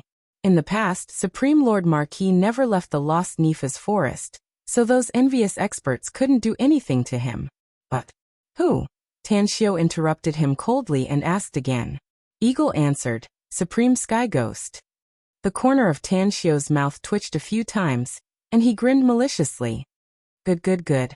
Another old friend. This is really interesting. The trash who once knelt in front of me and begged for mercy actually killed my close friend. Eagle, let me ask you. Since Supreme Lord Marquis has been killed, who is still selling the myriad spirit immortal wine? Eagle answered, Supreme Lord Marquis' 4 sons. Tanshio didn't say anything else and hurried on with the 2 of them. Although he hadn't been here for thousands of years, he still remembered the location of Supreme Lord Marquis' shop. Half a day later, He came to the outside of a palace that was as dark as ink. Looking at the words Thousand Spirit Palace carved on the plaque, he took a deep breath and stepped into the shop. Welcome, esteemed guests. A burly middle-aged man with a stocky build and a full beard came to greet them. His eyes gleamed as he glanced at Tang Xiu's group of three and asked with a smile, "Are the three of you here to purchase the Myriad Spirit Immortal wine? If so, I'm sorry to inform you that the Myriad Spirit Immortal wine has been sold out. If you insist on buying it, I'm afraid you'll have to wait for several months." Tan Xiu asked in a deep voice, "Who are you?" "What?" The burly man was taken aback, and a puzzled look appeared on his face. Tan Xiu asked again, "Which son of Supreme Lord Marquis are you? If I remember correctly, he has a total of 6 sons. I've met the eldest, second and third sons." The burly man sized up Tan Xiu and said, "I'm Marquis He Yao, the 4th son. Who are you?" Tan Xiu said, "I'm the Great Tang Heavenly Emperor, the Emperor of the Great Tang Empire. Marquis He Yao, there are some things I can't tell you now, but I hope you can send a message to your brothers and have them come see me immediately. What I'm about to announce is closely related to you."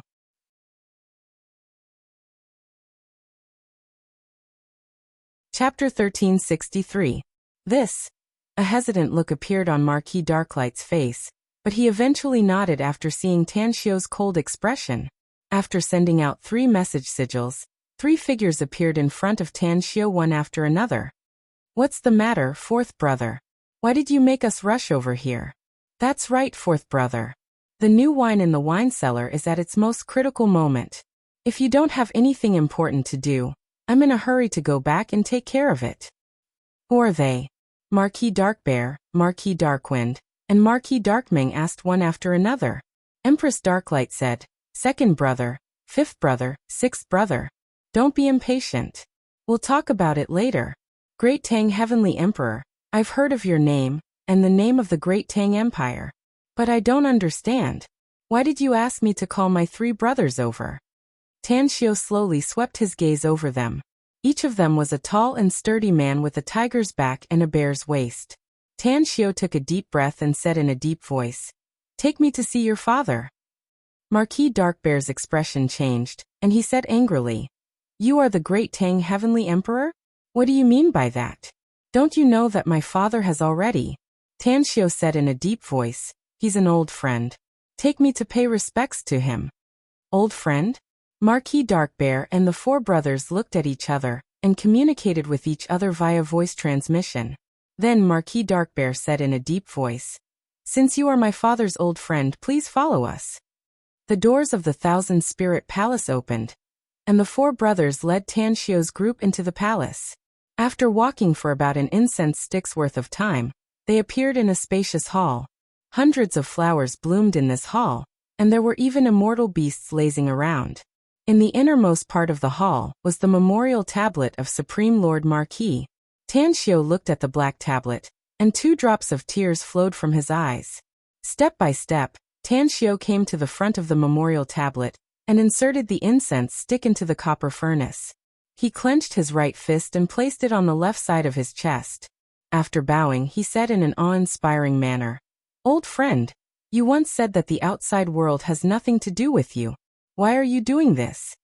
After a long while, Tan Xiu straightened his chest and shouted, "I, Great Tang Heavenly Emperor, swear an immortal oath in front of you that I'll avenge you for the rest of my life.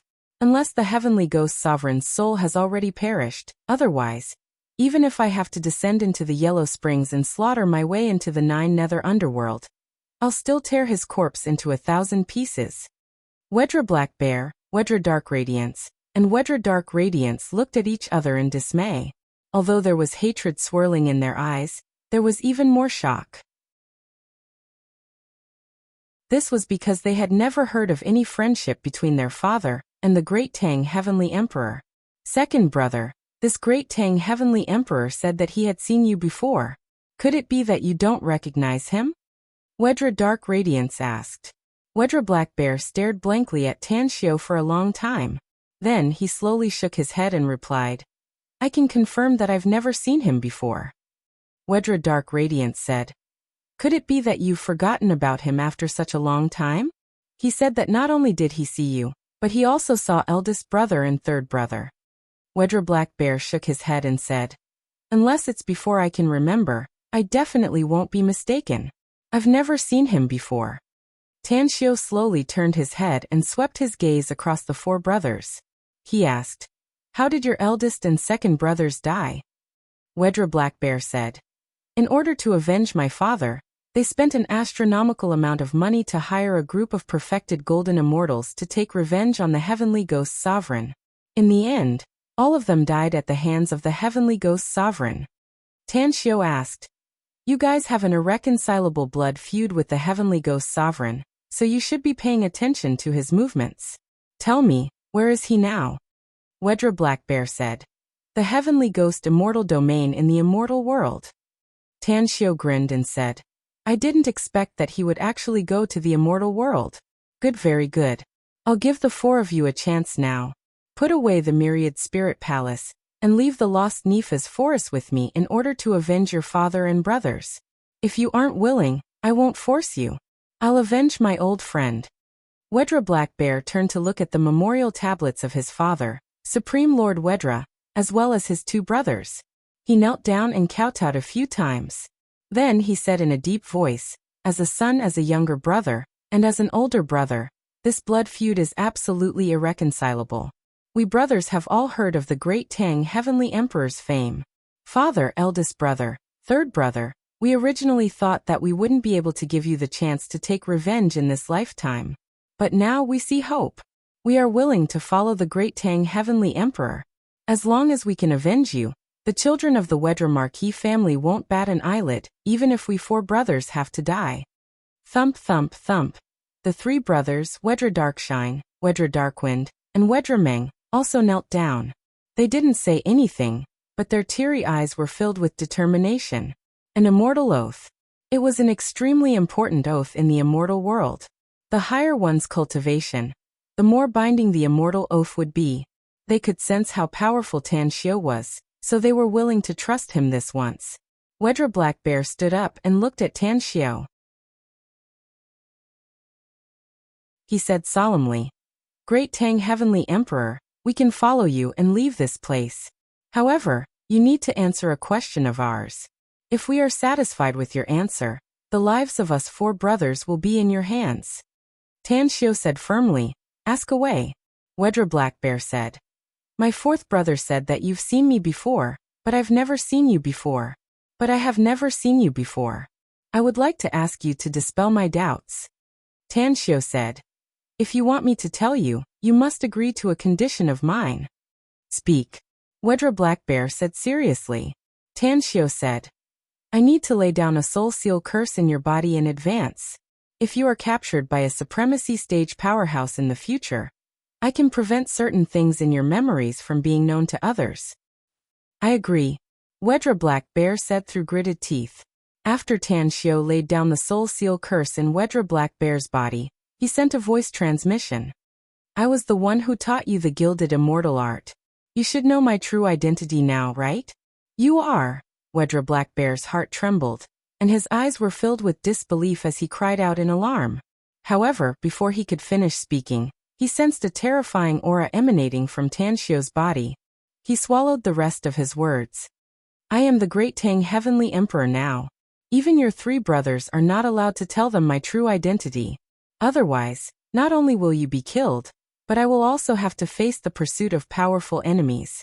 The current me is too weak," Tanshio said through voice transmission. Wedra Black Bear realized that he had misspoken and immediately replied, "I understand. I didn't expect that it would be you. You are actually still alive. If my father knew about this, he would definitely be very happy. Don't worry, I won't tell anyone else that you are still alive."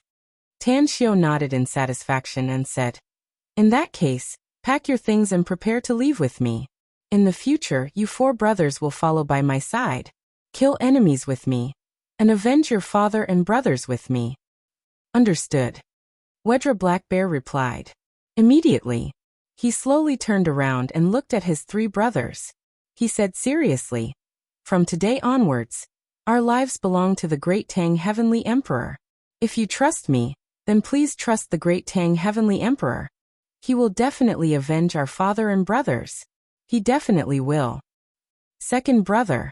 Although the three brothers were confused, they knew that their second brother must have known something, and they had absolute trust in their second brother's words.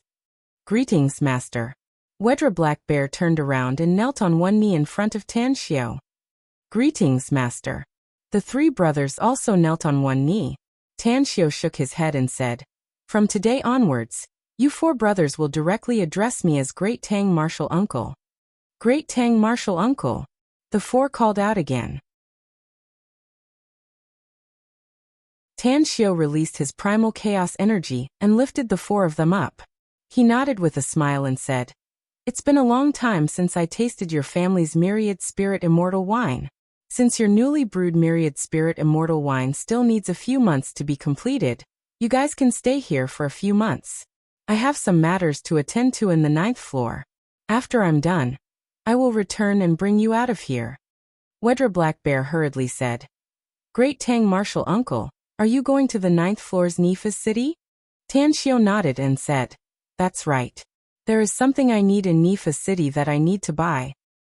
Wedra Black Bear pondered for a moment, and took out another interspatial ring from his interspatial ring. He handed it to Tan Xiao and said, Great Tang Martial Uncle, the 9th floor is fraught with dangers, and the items there are extremely expensive. Please take the wealth in this interspatial ring, and use it as you wish. From now on, everything that belongs to us four brothers will belong to you. Tan Xiao took the interspatial ring, and scanned it with his spiritual sense. He immediately sucked in a breath of cold air. Despite having a lot of wealth in the past, he was still shocked when he saw the immortal crystals and crystal essences inside the interspatial ring. After a rough count, he knew that there were 2 mountains of immortal crystals and crystal essences inside. There were billions of immortal crystals and billions of crystal essences in total. Your father, Wedra Black Bear said seriously. When my father left the Lost Nifa's forest, he didn't take any of his wealth with him. He wanted to do something, so he left all the wealth he had accumulated over the past 10,000 years. Great Tang Martial Uncle, this is half of our wealth. If you think it's not enough, we will give you the remaining half. Tan Xiao immediately waved his hand and said, It's enough. This is enough. Having said that, he put away the interspatial ring, and took out an ancient book from it. He handed it to Wedra Black Bear and said, This is the Four Saints Sword Formation. It's very suitable for you four brothers to cultivate. I hope that one day, even if you are still perfected golden immortals, you can still rely on the power of the Four Saints Sword Formation to kill supremes. It's nearing the end. Everyone, quickly follow my WeChat account, Silent Night Thoughts. Remember, you must search for Silent Night Thoughts or JYGS00 on it. At 8 p.m. on the day of the end, I will distribute a big red packet on the account to thank everyone for their support. Also, news about the new book, as well as minor characters, will be posted on the account as soon as possible. If you haven't followed it yet, quickly follow it.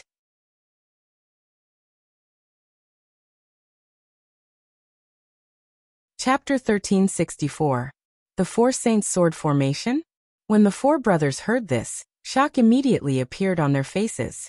All of them had heard of the Four Saints Sword Formation, and it was even to the extent that the formidability of this sword formation was ranked in the top 10 of the sword formation manuals of the immortal dimension. If the four of them were really able to cultivate it successfully and cooperate perfectly, then surmounting their realms to kill their enemies would simply be a piece of cake. Thank you, Martial Uncle Great Tang. The four brothers expressed their gratitude with excitement on their faces. Tan Xiao waved his hand and said, From now on, we are one family. It's my duty to give you things to make you stronger. So, put away your feelings of gratitude and cultivate seriously. I look forward to the day when you can fight alongside me. Okay. Tan Xiao's words warmed the four brothers' hearts. Soon after, Tan Xiao brought Seaway Monarch, an eagle, out of the Thousand Spirit Palace, and even the Lost Nifa's forest. Even though they knew that there were still people tailing them, and that there were even more of them than in the Lost Nifa's forest, they did not immediately take action. Instead, they rushed towards the entrance of the 7th floor. Master, why didn't you kill them? Seaway Monarch asked. Tanshio said indifferently. Now is not the time. There are at least 4 groups of people following us when we leave the Lost Nifa's forest. Furthermore, I can't guarantee that there aren't any other experts following behind those 4 groups of people, so there's no rush to get rid of them. Wait until we reach the 7th floor. I know of a good place to kill and rob. As long as they dare to come, I can guarantee that they won't be able to return. Blackstone Cliff? Eagle suddenly asked. Tanshio nodded and smiled. That's right, Blackstone Cliff. The terrain there was dangerous, and there was a very strong spatial gravity. Even a Supreme Being expert would not be able to display his full strength there. That's why I chose that place as the battlefield. Let's speed up. We can't let them catch up to us before we reach Blackstone Cliff. Okay. Seaway Monarch now admired Tanshio from the bottom of his heart. Therefore, he believed that Tanshio's choice wouldn't be wrong. 6 days later, the 3 of them finally entered the 7th layer of Nifa's abyss and arrived at the Black Rock Cliff. Despite feeling the immense spatial pressure, the 3 of them were not worried at all. They quickly stopped in a spacious area. Xiao, Xiao, Xiao. More than a dozen experts followed from behind. They were divided into 3 groups. The first 2 groups had 6 people, while the third group had 4 people. Without exception, the weakest amongst them was at the initial stage of the Golden Immortal realm. The strongest one among them was a late-stage perfected Golden Immortal. Devil Race, Ghost Race, Azura Race. Tanshio looked at everyone with a smile on his face. Then he said with all seriousness, "You think that I have a lot of wealth, so you followed me from the 6th floor to the 7th floor. You want to kill us and get our wealth, don't you?" The leader of the demons, a mysterious black-robed expert shrouded in darkness, sneered. "You're right. We usually let a fat sheep like you go. It's just that you seem to be quite capable since you can even subdue the famous eagle in the immortal world." Tanshio smiled faintly. "I'm more capable than you can imagine. If you want to kill me and take my treasures, then you must be prepared to be killed by me. Now I'll give you one last chance. Scram immediately, or all of you will have to stay here today." One of the demon experts chuckled. "Since we dared to chase you to the 7th floor, we're already prepared to risk our lives. None of you are Supremes. Even if you're all late-stage perfected Golden Immortals, I'm afraid you'll die if you're surrounded by more than a dozen of us." Tanshio smiled. "It seems that you 3 groups have secretly discussed and are ready to join forces. In that case, all of you will stay here. Array rise." Immediately, a transparent light barrier instantly enveloped everything within a radius of 10,000 miles. While the 16 people were all surprised, Tanshio called Old Sycamore and the other 3 out from the Heavenly Abode artifact. Quite a lot of enemies. Old Sycamore immediately realized the situation in front of him the moment he appeared, and said with a smile, "Supremes?" The 16 experts of the Demon Race, and Azura Race all looked horrified. Moreover, they never dreamed that Tanshio would actually bring along the Heavenly Abode with him. Not only was there a Supremacy stage expert inside, but there were also 3 perfected Golden Immortals. 1 Supremacy, 6 perfected Golden Immortals. The 16 experts who were trying to kill and rob Chufeng of his treasures were frightened by this terrifying force. They even wanted to retreat. "I'll give you one last chance," Tanshio said with a smile. "If you're willing to hand over all your wealth, I'll tell you the way to leave this array, and let you leave alive. Otherwise, you'll all die and your souls will scatter, never to be reincarnated." "Kill." The Demon Realm expert snorted coldly. As the black mist transformed into a long saber and slashed at Tanshio, the 5 experts beside him also attacked. "Kill. Kill." As for the other 2 groups of people, no one was willing to hand over all their wealth, so they chose to fight. "Old Sycamore, go." Tanshio roared and immediately activated the Rainbow Illusory Boundary. The instant Old Sycamore made his move, the Rainbow Illusory Boundary instantly caused the 16 enemies to lose themselves within it, although they all woke up in an instant. However, a 9th grade Immortal Sword still swept past 2 of the Demon Clan experts out of thin air. Seaway Monarch, Zenith Venerable, Golden-Eyed Great Rock, and Nether Sea Whale King, who had been brought along by Tan Xiu, also launched their attacks, instantly inflicting heavy injuries on the other 4 powerful enemies.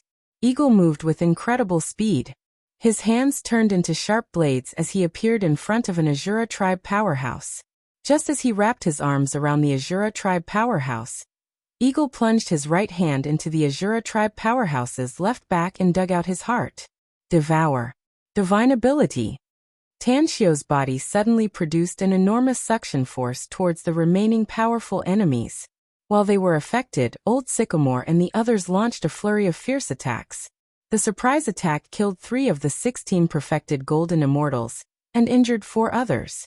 The other 6 didn't suffer heavy injuries, but they were still somewhat affected by the battle. A bitter battle. It unfolded within a radius of 5,000 kilometers. Although Tan Xiu's support abilities were extremely powerful, his strength wasn't weak either. He targeted an early-stage perfected golden immortal, and fiercely attacked him. In just the time it took for an incense stick to burn, his opponent was in imminent danger and his injuries worsened. 2 whole days passed. Tan Xiu was seriously injured, and so were Zenith Venerable, Seaway Monarch, Golden-Eyed Great Rock, Nether Sea Whale King and Eagle. Although Old Sycamore was a supremacy stage powerhouse, he also suffered some injuries after killing 6 perfected golden immortals in 2 days. However, out of the 16 perfected golden immortals, 12 had been killed, and only 4 were still bitterly holding on. It was only a matter of time before they were killed. Outside the formation, on the peak of a black rock mountain 1,000 kilometers away, an old man and a young man were sitting cross-legged, quietly watching the grand formation in front of them. They each held a bamboo tube in their hands, and the ends of the bamboo tube were blocked by a transparent ball of light. This was an array-breaking mirror. Those who possessed it wouldn't have their vision obstructed, and they could clearly see everything inside the formation. Master, it looks like we really don't need to do anything. Those 3 groups of unscrupulous bastards have already been taken care of, the youthful perfected golden immortal said with a smile. The old man's aura was at the supremacy stage. He put down the array-breaking mirror in his hand and sighed. I still haven't figured out the origins of those people. However, I can still recognize Eagle after spending so much time in the Nepha's abyss. It's just that I didn't expect him to recognize someone else as his master. The youth said with a smile. Eagle is an eccentric person. His only purpose was to buy the soul condensation dew and obtain the soul condensation art to recondense his wife's shattered immortal soul. I think that mysterious powerhouse should have what Eagle needs. The old man nodded. You're right. It's just that there's a supremacy stage powerhouse among them, and I can't identify that supremacy stage powerhouse. It's really unexpected. Dao, or who do you think they are? The youth shook his head. I don't know them either. Apart from Eagle, the others seem to have appeared out of thin air in the Nepha's abyss. I don't know their origins either. The old man nodded slowly and sighed. We're here for these villains. Since someone has taken care of them, there's no need for us to do anything. Let's go. There's no need to watch anymore. The youth said. Master, if those 4 self-destruct their immortal souls, I'm afraid. The old man waved his hand. Don't worry. Those 4 won't self-destruct their immortal souls. Even if they wanted to detonate their immortal souls, it would not change the outcome. After all, the strength of a supreme being was not something that one could imagine. I can see that supremacy stage powerhouse hasn't used his full strength at all. After a while, the old man and the youth disappeared from the range of Blackstone Cliff. Boom! A violent explosion erupted from the great array as Tan Xiu, Seaway Monarch, and the others rushed out. They looked quite distressed and had serious injuries on their bodies. However, the last enemy who was killed self-destructed his immortal soul was directly blocked by Old Sycamore, and didn't cause too much damage to them. Cough cough, Old Sycamore coughed up a mouthful of blood. After rushing out of the range of the explosion, he raised his hand and wiped the blood from the corner of his mouth. His aged face was full of a bitter smile. In Quiet Knight's heart, Xue Qingqing had always been the most beautiful heroine in the immortal world. Tan Xiu was an extreme lover, and with him around, the Rosefinch Holy Sect didn't have to worry about a lack of military force. On the other hand, Xue Qingqing was an extreme lover, and with her around, all the traitors in the Rosefinch holy sect would have nowhere to hide. Unfortunately, fate played tricks on people. Xue Qingqing infiltrated the Rosefinch holy sect as a traitor, and the lives of all her relatives were in the hands of shade demon Zhu Wuxiu. On one side was love, and on the other side was familial love. How could Xue Qingqing, who was an extreme lover, make a choice? Everyone could imagine the pain and torture she had experienced. It could be said that Xue Qingqing was poignant and tragic. Yesterday, Quiet Night updated Xue Qingqing's character picture on her WeChat account, which completely matched Xue Qingqing's temperament and image. At the same time, she also wrote a special article for her. Brothers and sisters who were interested could quickly follow Quiet Night's WeChat account to get a first look. Quiet Night's WeChat account was JYGS00, or directly search for Quiet Night's thoughts on the account.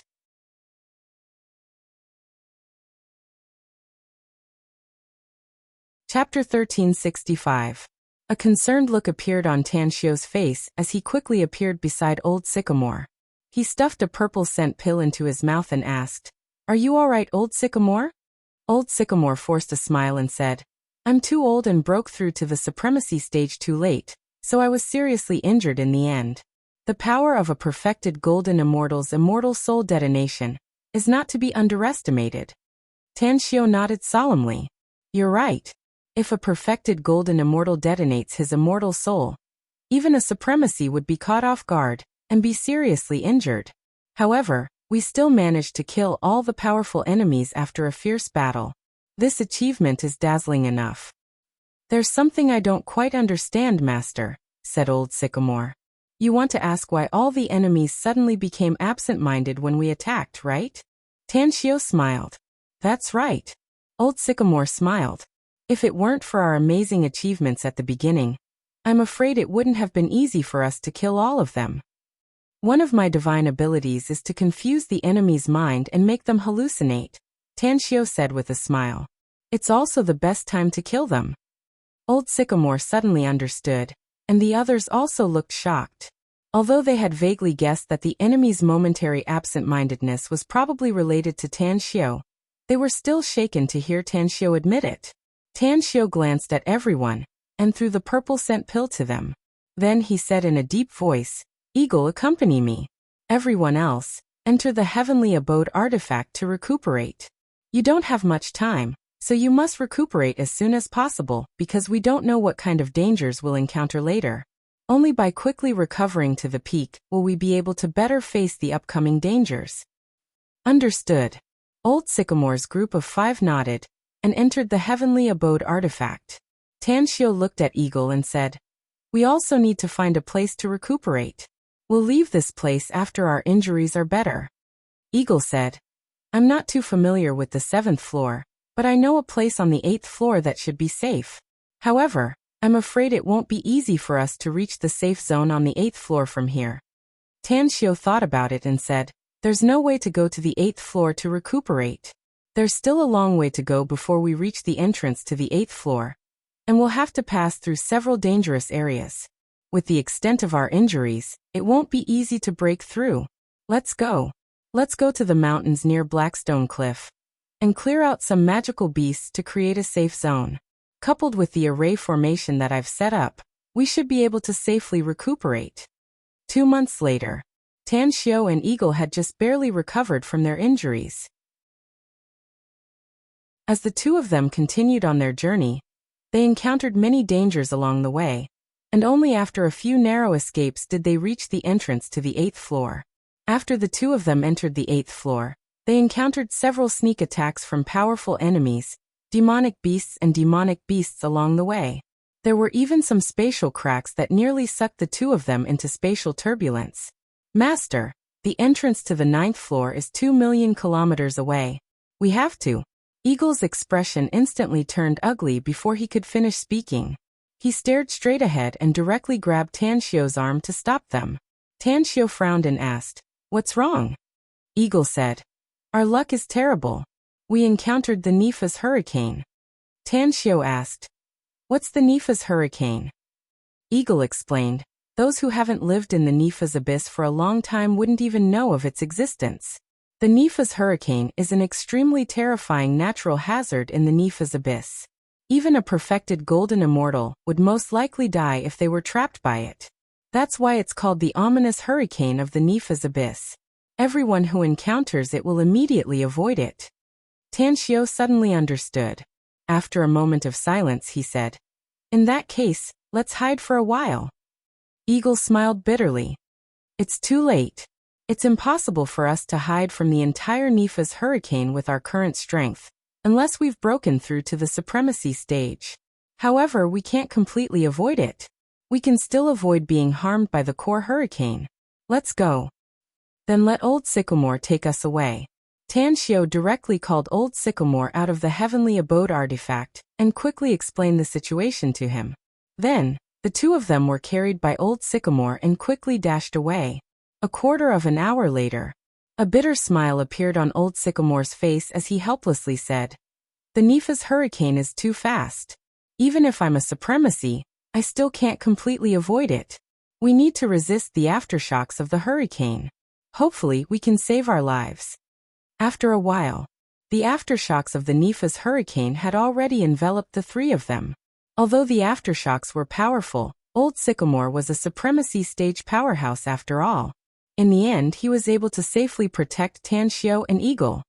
"What's that?" Tanshio's eyes penetrated the spiral hurricane and saw the mountain-like object in the depths of the hurricane as he asked aloud. Eagle said, "Rumor has it that although the Nepha's hurricane is extremely terrifying, there's a huge treasure hidden inside. It's just that many supremacy stage powerhouses have come here in the past, but they couldn't obtain the treasure in the depths of the hurricane while ensuring their own safety." Tanshio took a deep breath and said in a deep voice, "Old Sycamore, do you dare to enter the hurricane's core area with me?" Old Sycamore hurriedly said, "No. It's too dangerous inside. Only death awaits us if we enter." Tanshio took out a 9th-grade defensive immortal artifact from his interspatial ring and handed it to Old Sycamore. "I have a 9th-grade defensive immortal artifact, and now you have one too. I think we should risk it. Nothing ventured, nothing gained. Riches and honor come from danger." Seeing Tanshio's firm expression, Old Sycamore immediately forced a smile and said, "Since you've decided, then I'll follow you. I hope we can obtain some amazing treasures inside this hurricane." Tanshio nodded and said, "Eagle, enter the Heavenly Abode artifact." "Understood." Eagle complied and immediately entered the Heavenly Abode artifact. Whoosh! Whoosh! Two hazy silhouettes instantly appeared inside the hurricane zone. As the two desperately resisted the violent tearing of the hurricane, numerous wounds appeared on their bodies. However, Tanshio's situation was a bit better than Old Sycamore's. After all, he cultivated the heavenly art of cosmic genesis, a demonic body cultivation art, so his physique was a bit stronger than Old Sycamore, a supremacy stage powerhouse. After Tanshio thoroughly saw what was inside, his eyes instantly widened to the size of a copper bell. His body slightly trembled. Old Sycamore wasn't much better than Tanshio. He stared at the thing in disbelief, his eyes nearly popping out of their sockets. "It's the corpse," Old Sycamore said with a trembling voice. Tanshio had once crossed the divine tribulation and felt the aura of divinity.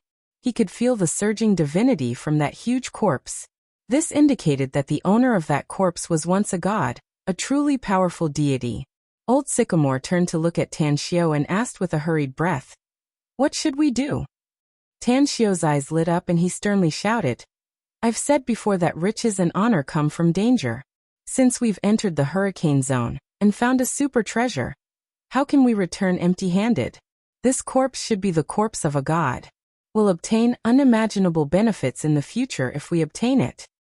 "Obtain it?" Old Sycamore nodded firmly. His surging immortal force surged toward the corpse and instantly wrapped around it.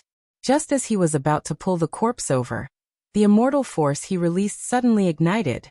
The ferocious flames instantly burned in front of him and nearly ignited his body. "Damn it!" Old Sycamore retracted his immortal force and retreated 10,000 meters back, as if he had seen a ghost. Only then did he avoid being burned by the flames. Tanshio's heartbeat quickened. Even though old Sycamore's actions had almost caused him to be burned by the flames, he still instantly released his primal chaos energy and wrapped it around the god's corpse. Then he flew towards the corpse while pulling it with all his might. This time, the primal chaos energy that wrapped around the god's corpse did not burn. After slowly pulling the god's corpse towards him, Tang Xiu could clearly see that there was a huge hole in the god's chest. This hole had a diameter of 100 meters. Although it looked small to the 30,000-meter-tall corpse, it was a fatal injury. Tang Xiu could sense a terrifying volcano surging inside the corpse's body. Although the corpse was already dead, the terrifying energy contained inside it was much stronger than when he was a supreme in the immortal world. Come in. Tang Xiu made a series of hand seals. As he circulated the heavenly art of cosmic genesis to the limit, the tens of thousands of planets in his body began to vibrate. Only then did he barely manage to pull the god's corpse into the heavenly abode artifact. In the blink of an eye, he sealed the 30,000-meter-tall corpse in a corner of the heavenly abode artifact. In fact, he had even used the god corpse's aura to inform the formation pavilion master. Let's go. Old Sycamore was ecstatic when he saw that Tang Xiu had succeeded. He grabbed Tang Xiu with all his might and rushed out of the hurricane zone with him. Puffed. Old Sycamore coughed up a few mouthfuls of blood. As his body swayed, Tang Xiu immediately supported him and quickly hid under a black rock. He allowed the heavenly abode artifact to fall into a crevice in the black rock and entered the artifact with Old Sycamore. How are your injuries? Asked Tang Xiu with a face full of concern. Old Sycamore shook his head and squeezed out a smile. I'm fine. Although my injuries are more serious than before, I won't die yet. Hurry up and take a look at the corpse. Tang Xiu nodded heavily. Just as he sized up the corpse, he noticed that Eagle, Seaway Monarch, and the others had arrived. Heavens! Is this the corpse of a god? This corpse...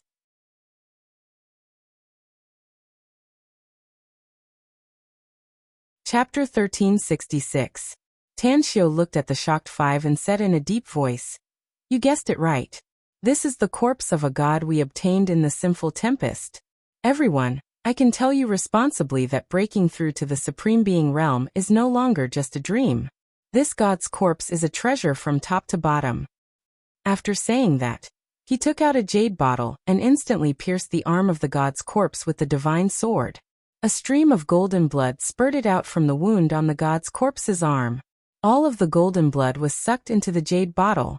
Sensing the enormous amount of divine power contained in the god blood, Tang Xiu used a secret technique to seal the wound on the corpse's arm. Then he took 6 drops from the jade bottle and gave them to the 6 people. Is this the blood of a god? The energy contained in it is too enormous. Even if I add up all the power in my body, I'm afraid it still won't be as much as the energy contained in this drop of god blood. Seaway Monarch said with an excited expression. Cut the crap. Hurry up and take the god blood and cultivate. Tang Xiu said with a smile. I want to see how much help a drop of god blood can give you. Alright. None of the 6 people, including Old Sycamore, hesitated. They each took a drop of god blood and immediately sat cross-legged on the spot. Tang Xiu took a deep look at the 6 people and immediately chose to swallow a drop of god blood.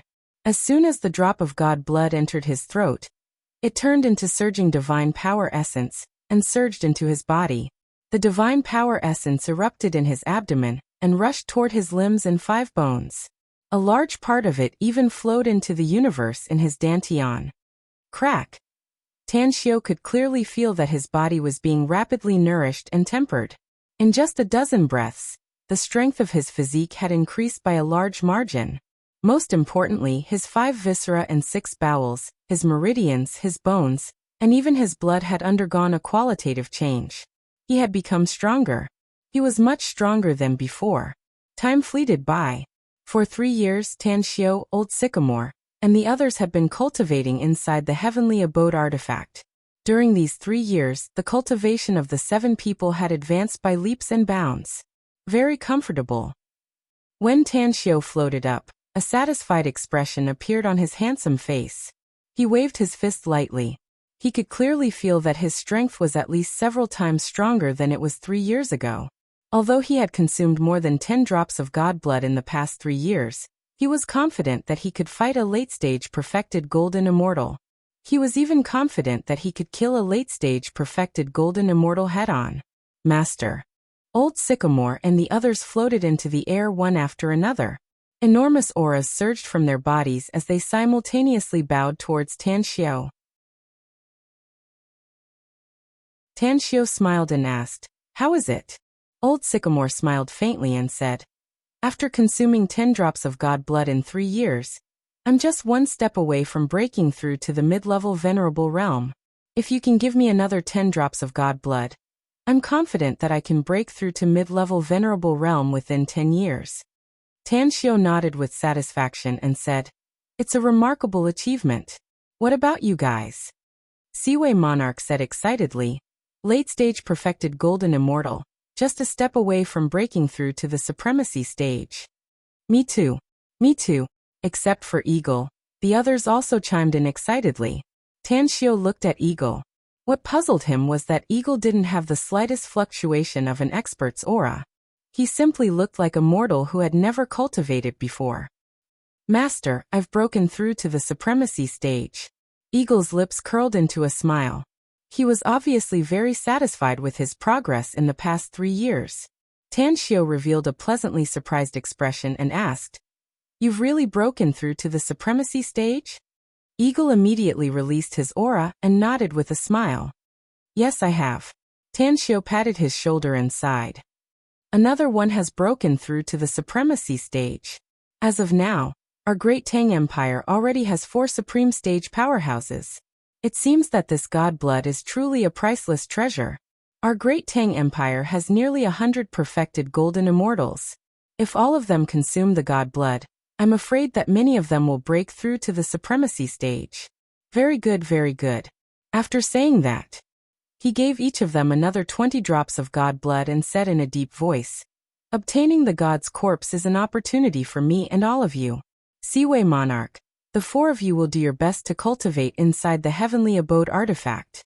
As long as the god blood can help you, I won't be stingy.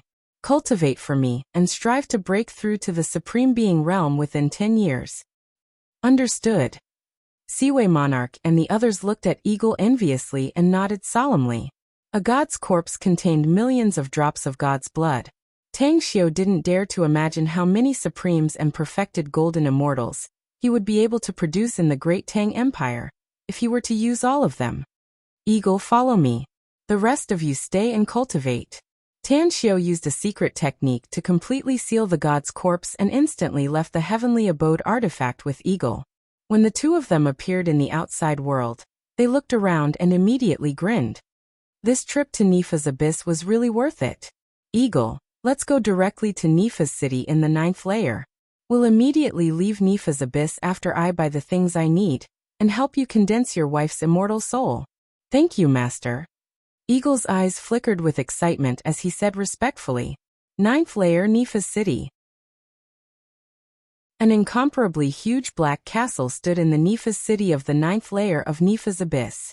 There were all kinds of demons and monsters in Nifa's city. There were no laws or restrictions here, so anyone could kill or fight here. The strong were respected, and the weak were sheltered by the strong. This was the cruel law of survival that made this place extremely chaotic. Every newcomer would be targeted by countless demons and ghosts, and would be provoked countless times. Die. The moment Tan Xiao stepped through the gates of Nifa's city, he was attacked by 2 perfected golden immortals from the demon race. He didn't dodge and immediately took out his divine sword. In just a few breaths, he killed one of the demon race experts and severely injured the other. Then, he watched as the latter fled into the city. Tan Xiao didn't chase after him. Instead, he directly entered the city with Eagle. Facing countless malicious gazes, he sneered and loudly said, "If you want to die, you can all attack together. Today, I'm going to start a massacre here. Come." Arrogant. A 3-eyed Azura expert appeared out of thin air in front of Tan Xiao and Eagle. He was only one step away from breaking through to the supremacy stage, and was publicly acknowledged as the 3rd strongest expert in Nifa City. "Kill him." Tan Xiao narrowed his eyes and said in a deep voice. Eagle's figure turned into layers of light, and a long spear that Tan Xiu had given him not too long ago instantly enveloped the three-eyed Azura expert. As blood and flesh splattered everywhere and miserable screams could be heard, Eagle's attacks became more and more powerful. Buzz! A hazy figure appeared out of thin air in front of Eagle. As a ghost streamer swept past, Eagle's figure instantly retreated. He sneered and said, "A supremacy stage expert?" An old man with ghost runes all over his face put away the ghost streamer and gave Eagle a deep look. He sighed and said, "I didn't expect you to break through to the supremacy stage. I also didn't expect you to become someone else's subordinate after breaking through to the supremacy stage. Eagle, Arturo didn't know that you've broken through to the supremacy stage. So it's his fault for offending your master. But for my sake, spare his life." Eagle sneered and turned to look at Tan Xiu. Tan Xiu let out a smile and said, "Do you think your face is valuable? If I don't give you face, what can you do to me?" The old man shook his head and said, "Young man, don't think that you can do whatever you want in Nifa's city just because Eagle has broken through to the supremacy stage.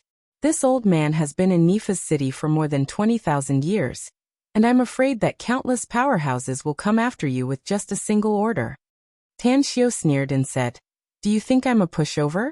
That three-eyed Azura clan's Arturo can live, but he must compensate me for the psychological damage. Let me explain it to you. The psychological damage is what he suddenly scared me, and I'm very dissatisfied with it, so I'm asking for compensation. I don't want much, just compensate me with 10 million demonic crystals, and this matter will be settled. Otherwise, even if you protect him, he will still die." The old man frowned and shouted, "Young man, don't be so overbearing. 10 million demonic crystals isn't a small amount. I don't think Arturo can afford it with his ability." Tan Xiu asked, "Do you want to renege on your debt?" The old man sneered but didn't answer Tan Xiu. Tan Xiu immediately called out Old Sycamore from the Heavenly Abode artifact and sneered, "I'm quite curious. How many supremacy stage powerhouses are there in Nifa's city? How many powerhouses are willing to die for you? If you want to fight, I, the Great Tang Heavenly Emperor, will accompany you to the end." After saying that, he then handed over Seaway Monarch and the other 3 late-stage perfected golden immortals. The 7 of them glared at the Ghost Race old man with murderous intent. The Ghost Race old man's expression changed. He never imagined that this mysterious young man in front of him would have 2 supremacy stage powerhouses and 4 late-stage perfected golden immortals by his side. His killing intent vanished in an instant, and he waved his hand with a bitter smile. "Fine. I admit that you are very strong. I'll pay 10 million demonic crystals for Arturo." Tan Xiu sneered and said, "A wise man submits to circumstances. You've been here for more than 20,000 years, so you must be a famous person, right? How should I address you?" "Blackface Ghost Emperor." The old man gave the 10 million demonic crystals to Tan Xiu and said indifferently. Tan Xiu was shocked inwardly. He had heard of Blackface Ghost Emperor's name countless times and knew that he was one of the top figures in the ghost realm. His strength was at least comparable to a mid-stage supremacy stage powerhouse. Tan Xiu cupped his fists and said, "The famous Blackface Ghost Emperor. I didn't expect that our first meeting would be under such circumstances. I'm well aware of your strength. I hope Blackface Ghost Emperor won't blame me for my previous offense. We came to Nifa's city this time to buy some things. We'll leave immediately after we're done with the purchase." I don't know if my brothers and sisters were stunned by Xue Qingqing's perfect and beautiful image after seeing her portrait, but it's obvious that Xue Qingqing isn't the most important person in Tan Xiu's heart. In his 10,000 years of life in the immortal world, Su Lingyun was the biggest demon in Tan Xiu's heart when he was crossing his tribulation. Today, Silent Night updated the prestige public with a younger version of Su Lingyun. I think my brothers and sisters will definitely like it. After all, if it wasn't for Su Lingyun, Tan Xiu wouldn't have so many harems, right? If you want to see Su Lingyun's portrait, please search for Silent Night Thoughts on the WeChat public, or directly enter JYGS00 to follow her. You're tuning in to the Li Mei's Wuxia Whispers YouTube channel. We're so grateful for your support, and don't forget to subscribe to join us on this incredible journey through captivating stories. Your generosity through donations truly makes a world of difference, as it's the primary source of revenue that allows me to expand and enhance this channel for you. Thank you from the bottom of my heart for being a part of this adventure.